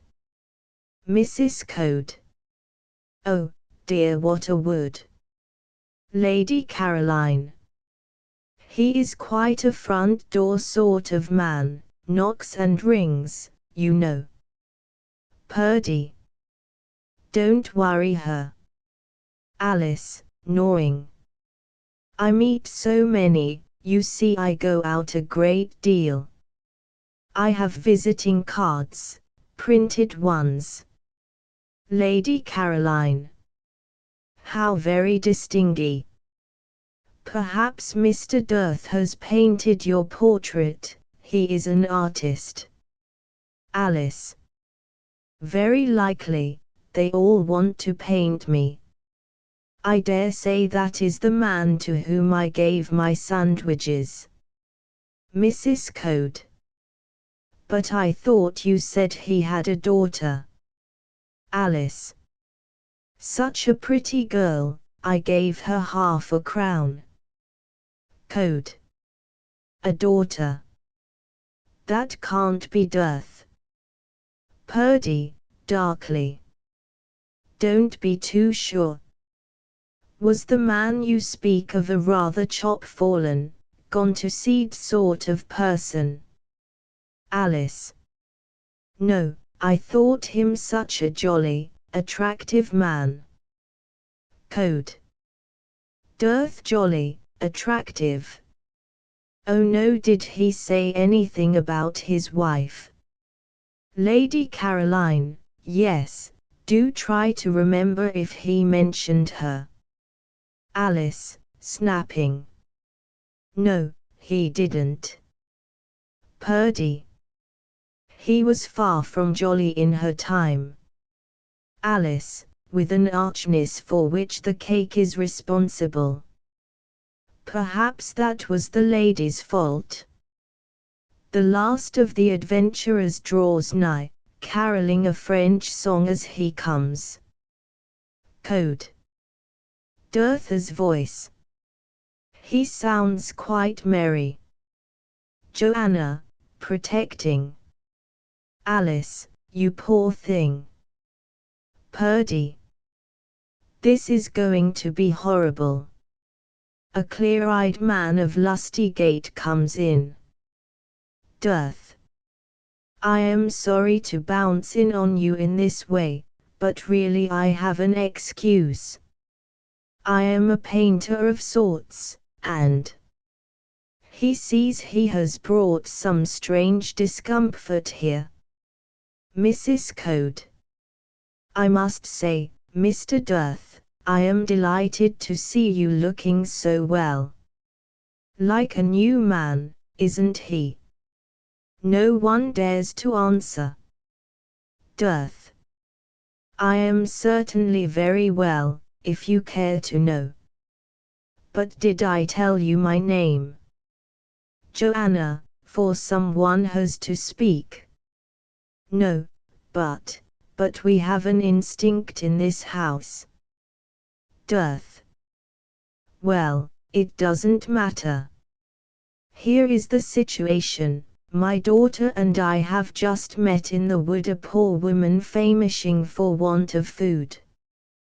We were as happy as grigs ourselves, and the sight of her distress rather cut us up. Can you give me something for her? Why are you looking so startled? Seeing the remains of the cake. May I have this? A shrinking movement from one of them draws his attention, and he recognizes in her the woman of whom he has been speaking. He sees her in fine clothing and he grows stern. I feel I can't be mistaken, it was you I met in the wood. Have you been playing some trick on me? To the others. It was for her I wanted the food. Alice, her hand guarding the place where his gift lies. Have you come to take back the money you gave me? Dearth. Your dress. You were almost in rags when I saw you outside. Alice, frightened as she discovers how she is now attired. I don't understand. Code, gravely enough. For that matter, Dearth, I dare say you were different in the wood, too. Dearth sees his own clothing. Dearth. What? Alice, frightened. Where am I? To Mrs. Code. I seem to know you, do I? Mrs. Code, motherly. Yes, you do. Hold my hand, and you will soon remember all about it. Joanna. I am afraid, Mr. Dearth, it is harder for you than for the rest of us. Purdy, looking away. I wish I could help you, but I can't, I am a rotter. Mabel. We are awfully sorry. Don't you remember? Midsummer Eve. Dearth, controlling himself. Midsummer Eve. This room. Yes, this room. Was it you? Were going out to look for something. The tree of knowledge, wasn't it? Somebody wanted me to go, too. Who was that? A lady, I think. Why did she ask me to go? What was I doing here? I was smoking a cigar. I laid it down, there. He finds the cigar. Who was the lady? Alice, feebly. Something about a second chance. Mrs. Code. Yes, you poor dear, you thought you could make so much of it.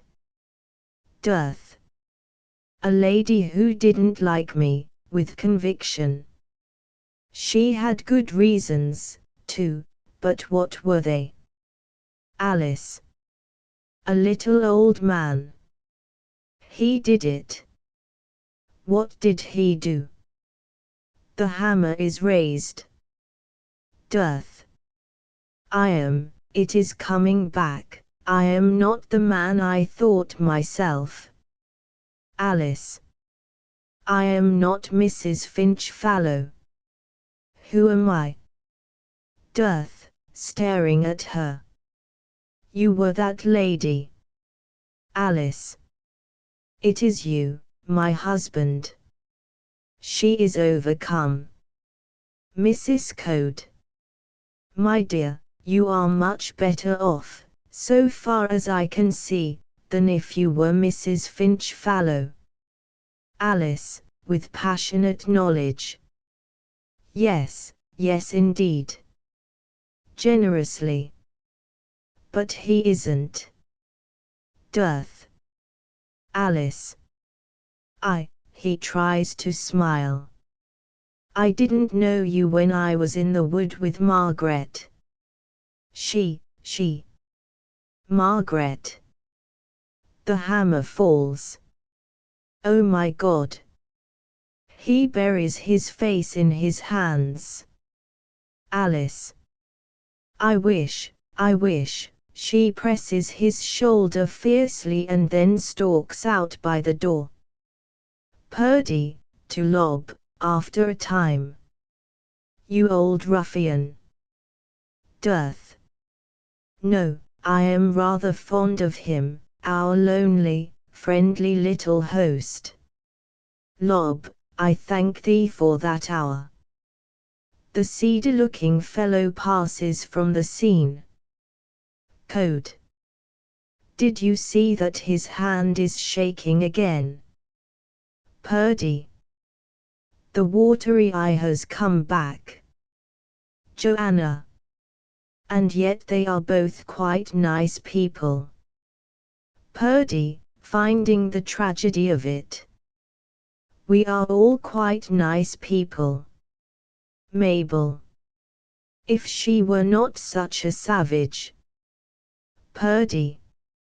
I dare say there is nothing the matter with her except that she would always choose the wrong man, good man or bad man, but the wrong man for her. Code. We can't change. Mabel. Jack says the brave ones can. Joanna. The ones with the thin bright faces. Mabel. Then there is hope for you and me, Jack. Purdy, ignobly. I don't expect so. Joanna, wandering about the room, like one renewing acquaintance with it after returning from a journey. Hadn't we better go to bed? It must be getting late. Purdy. Hold on to bed. They all brighten. Matey, entering. Breakfast is quite ready. They exclaim. Lady Caroline. My watch has stopped. Joanna. And mine. Just as well perhaps. Mabel. There is a smell of coffee. The gloom continues to lift. Code. Come along, Cody, I do hope you have not been tiring your foot, Mrs. Code. I shall give it a good rest tomorrow, dear matey. I have given your egg 6 minutes, They set forth once more upon the eternal round. The curious Joanna remains behind. Joanna. A strange experiment, matey, does it ever have any permanent effect? Matey, on whom it has had none. So far as I know, not often, miss, but, I believe, once in a while. There is hope in this for the brave ones. If we could wait long enough we might see the dearths breasting their way into the light. He could tell you. The elusive person thus referred to kicks responsively, meaning perhaps that none of the others will change till there is a tap from another hammer. But when matey goes to rout him from his chair he is no longer there. His disappearance is no shock to matey, who shrugs his shoulders and opens the windows to let in the glory of a summer morning. The garden has returned, and our queer little hero is busy at work among his flowers. A lark is rising. The end. Asterisk asterisk asterisk end of the Project Gutenberg ebook. Dear Brutus asterisk asterisk asterisk updated editions will replace the previous one, the old editions will be renamed. Creating the works from print editions not protected by U.S. copyright law means that no one owns a United States copyright in these works, so the Foundation, and you, can copy and distribute it in the United States without permission and without paying copyright royalties. Special rules, set forth in the general terms of use part of this license, apply to copying and distributing Project Gutenberg trademark symbol electronic works to protect the Project Gutenberg trademark symbol concept and trademark. Project Gutenberg is a registered trademark, and may not be used if you charge for an ebook, except by following the terms of the trademark license, including paying royalties for use of the Project Gutenberg trademark. If you do not charge anything for copies of this ebook, complying with the trademark license is very easy. You may use this ebook for nearly any purpose such as creation of derivative works, reports, performances and research. Project Gutenberg ebooks may be modified and printed and given away. You may do practically anything in the United States with ebooks not protected by U.S. copyright law. Redistribution is subject to the trademark license, especially commercial redistribution. Start. Full license. The full Project Gutenberg license. Please read this before you distribute or use this work to protect the Project Gutenberg trademark symbol mission of promoting the free distribution of electronic works.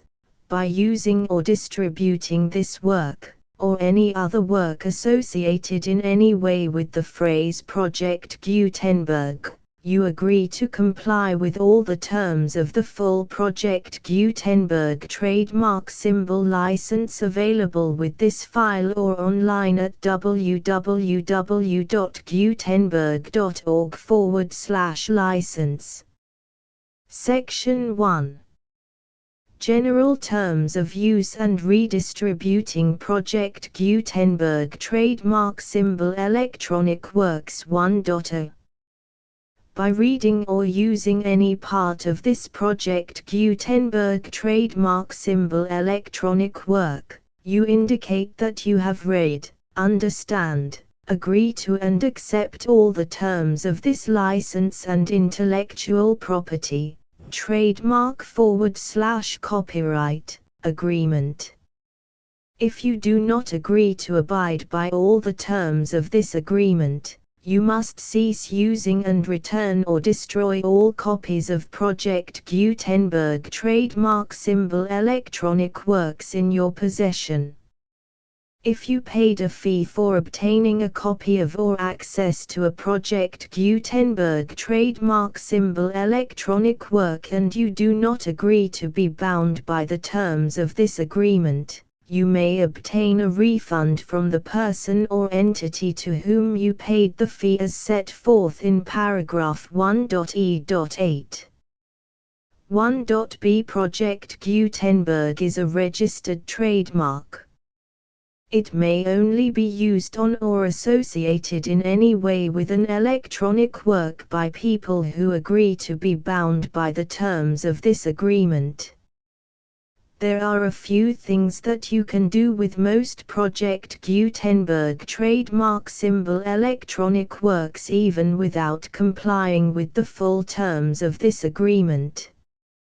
See paragraph 1.c below.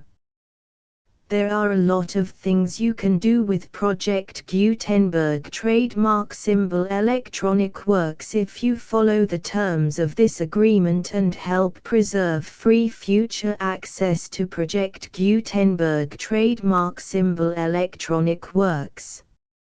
See paragraph 1.e below. 1.c.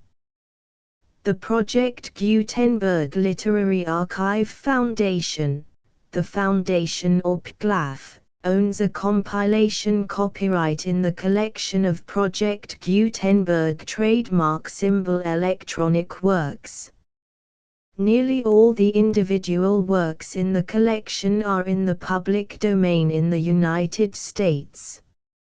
If an individual work is unprotected by copyright law in the United States and you are located in the United States, we do not claim a right to prevent you from copying, distributing, performing, displaying or creating derivative works based on the work as long as all references to Project Gutenberg are removed.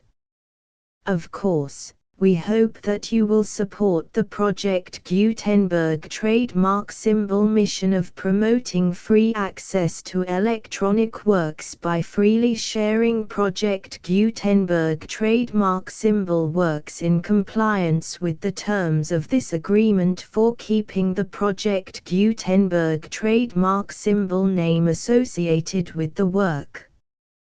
You can easily comply with the terms of this agreement by keeping this work in the same format with its attached full Project Gutenberg trademark symbol license when you share it without charge with others. 1.d.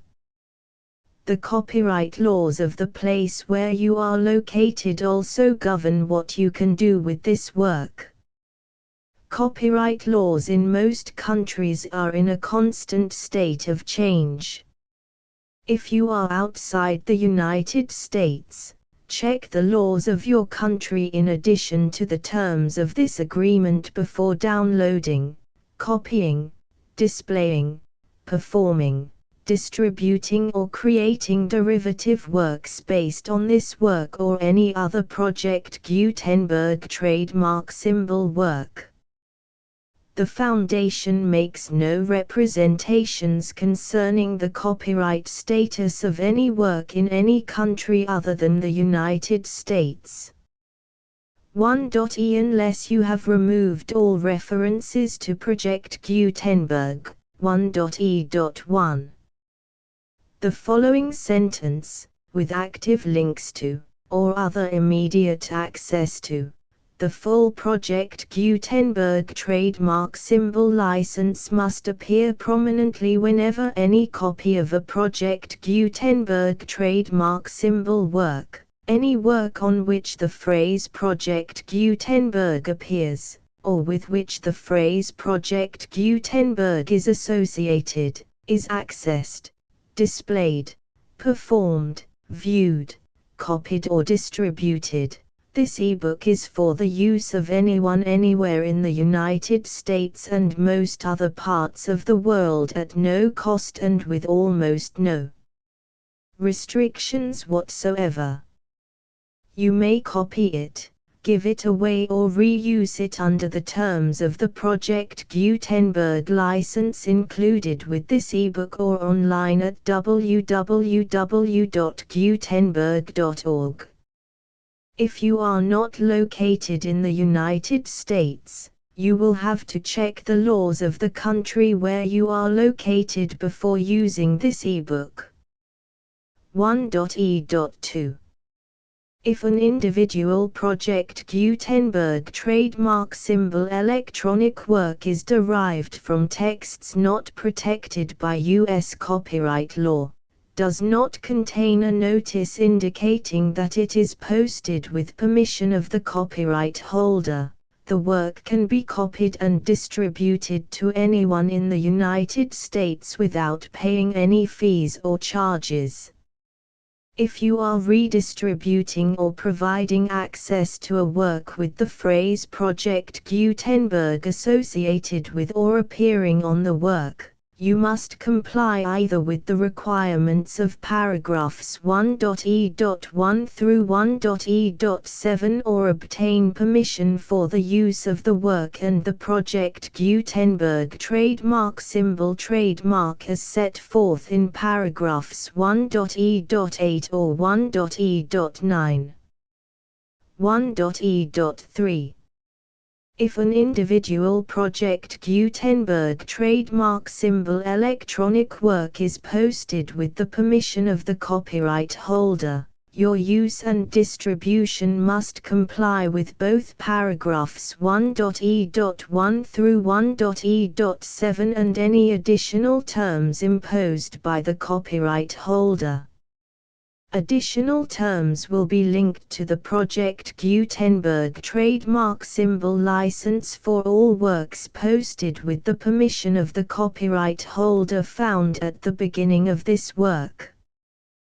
1.e.4 Do not unlink or detach or remove the full Project Gutenberg trademark symbol license terms from this work, or any files containing a part of this work or any other work associated with Project Gutenberg trademark symbol.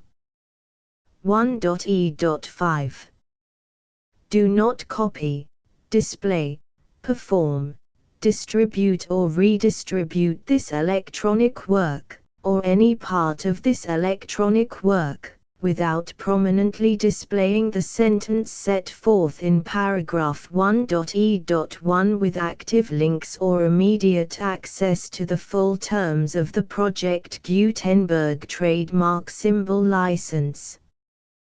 1.e.6 You may convert to and distribute this work in any binary, compressed, marked up, non-proprietary or proprietary form, including any word processing or hypertext form.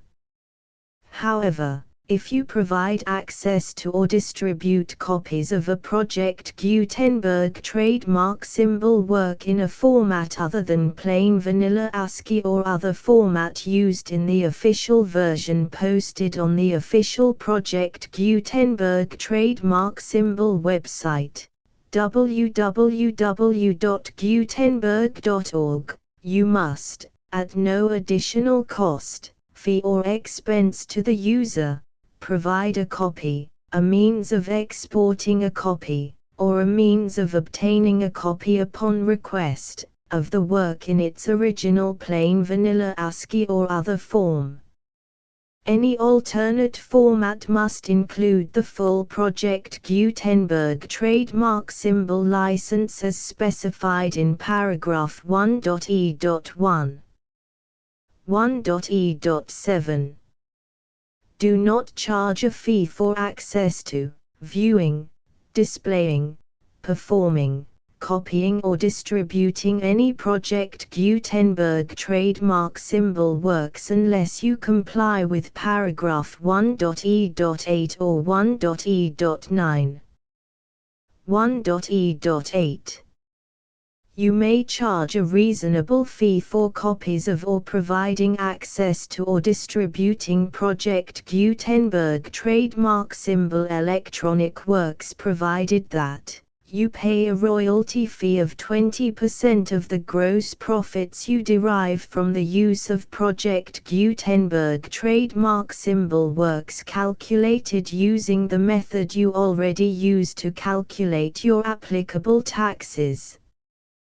The fee is owed to the owner of the Project Gutenberg trademark symbol trademark, but he has agreed to donate royalties under this paragraph to the Project Gutenberg Literary Archive Foundation. Royalty payments must be paid within 60 days following each date on which you prepare, or are legally required to prepare, your periodic tax returns.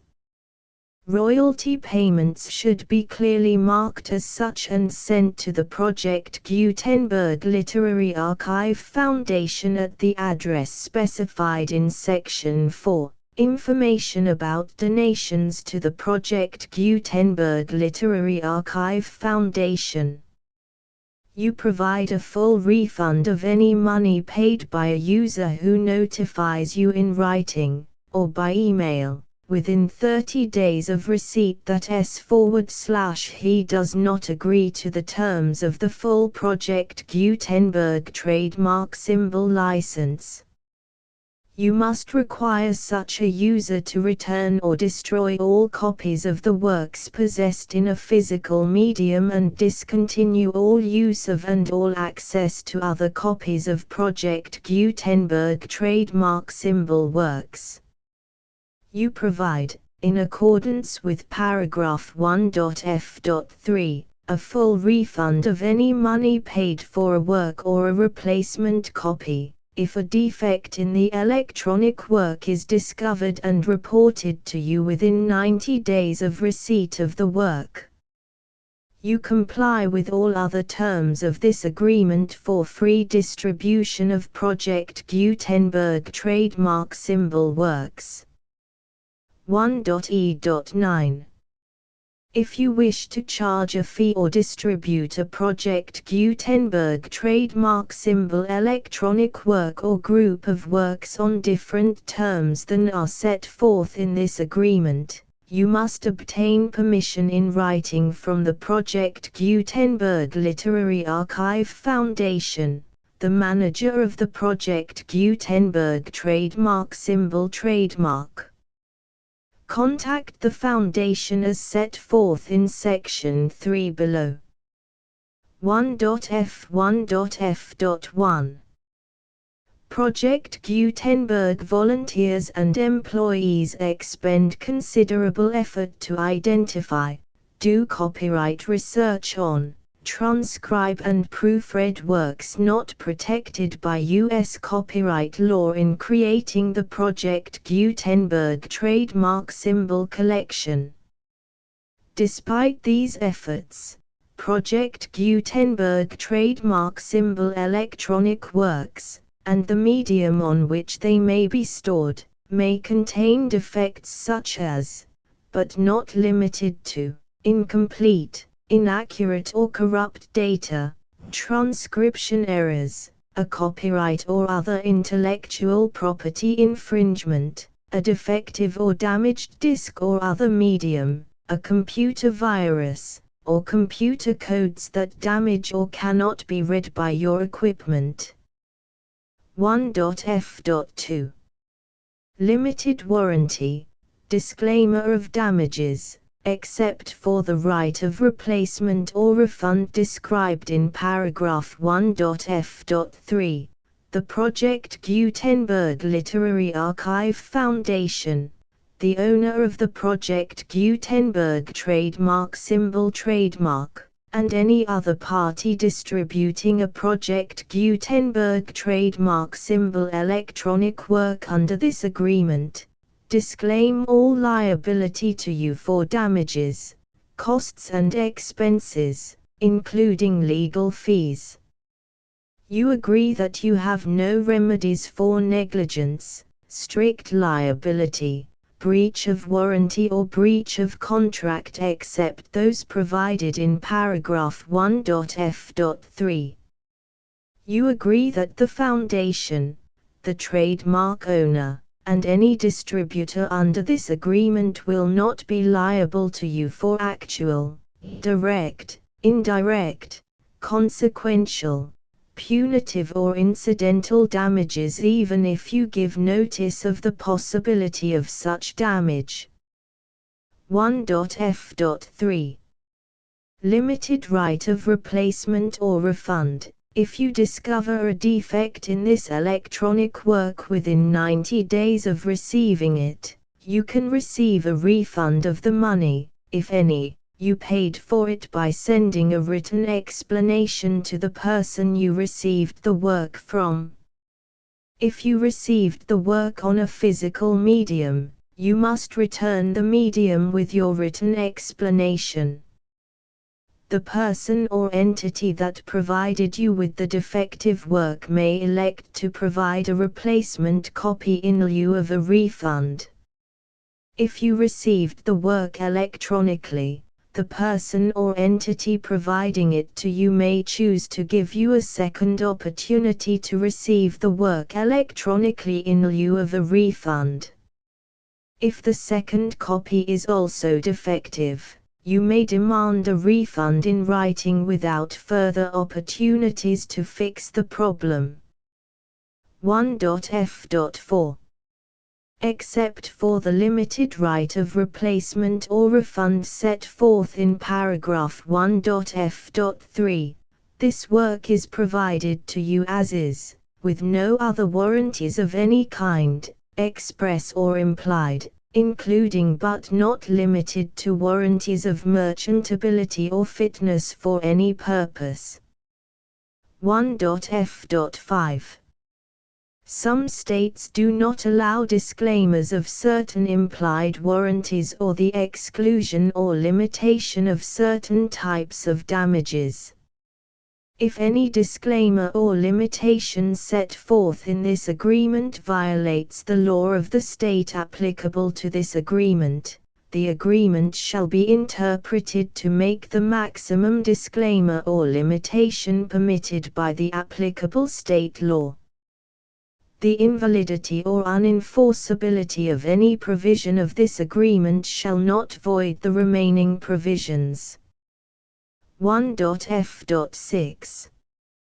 Indemnity. You agree to indemnify and hold the Foundation, the trademark owner, any agent or employee of the Foundation, anyone providing copies of Project Gutenberg trademark symbol electronic works in accordance with this agreement, and any volunteers associated with the production, promotion and distribution of Project Gutenberg trademark symbol electronic works, harmless from all liability, costs and expenses, including legal fees, that arise directly or indirectly from any of the following which you do or cause to occur.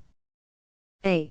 Distribution of this or any Project Gutenberg trademark symbol work. B. Alteration, modification, or additions or deletions to any Project Gutenberg trademark symbol work, and C. Any defect you cause. Section 2. Information about the mission of Project Gutenberg trademark symbol. Project Gutenberg trademark symbol is synonymous with the free distribution of electronic works in formats readable by the widest variety of computers, including obsolete, old, middle-aged and new computers. It exists because of the efforts of hundreds of volunteers and donations from people in all walks of life.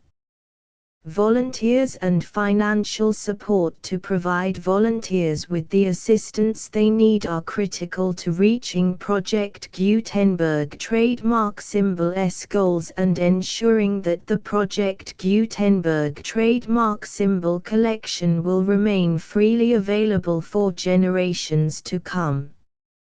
In 2001, the Project Gutenberg Literary Archive Foundation was created to provide a secure and permanent future for Project Gutenberg trademark symbol and future generations.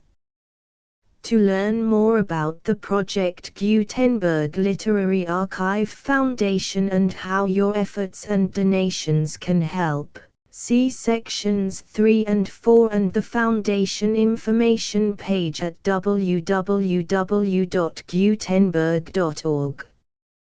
Section 3. Information about the Project Gutenberg Literary Archive Foundation. The Project Gutenberg Literary Archive Foundation is a non-profit 501(c)(3) educational corporation organized under the laws of the state of Mississippi and granted tax-exempt status by the Internal Revenue Service. The Foundation's IN or Federal Tax Identification Number is 64-6221541. Contributions to the Project Gutenberg Literary Archive Foundation are tax-deductible to the full extent permitted by U.S. federal laws and your state's laws. The Foundation's business office is located at 809 North 1500 West, Salt Lake City, UT 84116. 801-596-1887. Email contact links and up-to-date contact information can be found at the Foundation's website and official page at www.gutenberg.org/contact section 4. Information about donations to the Project Gutenberg Literary Archive Foundation. Project Gutenberg trademark symbol depends upon and cannot survive without widespread public support and donations to carry out its mission of increasing the number of public domain and licensed works that can be freely distributed in machine-readable form accessible by the widest array of equipment including outdated equipment. Many small donations, $1 to $5,000, are particularly important to maintaining tax-exempt status with the IRS.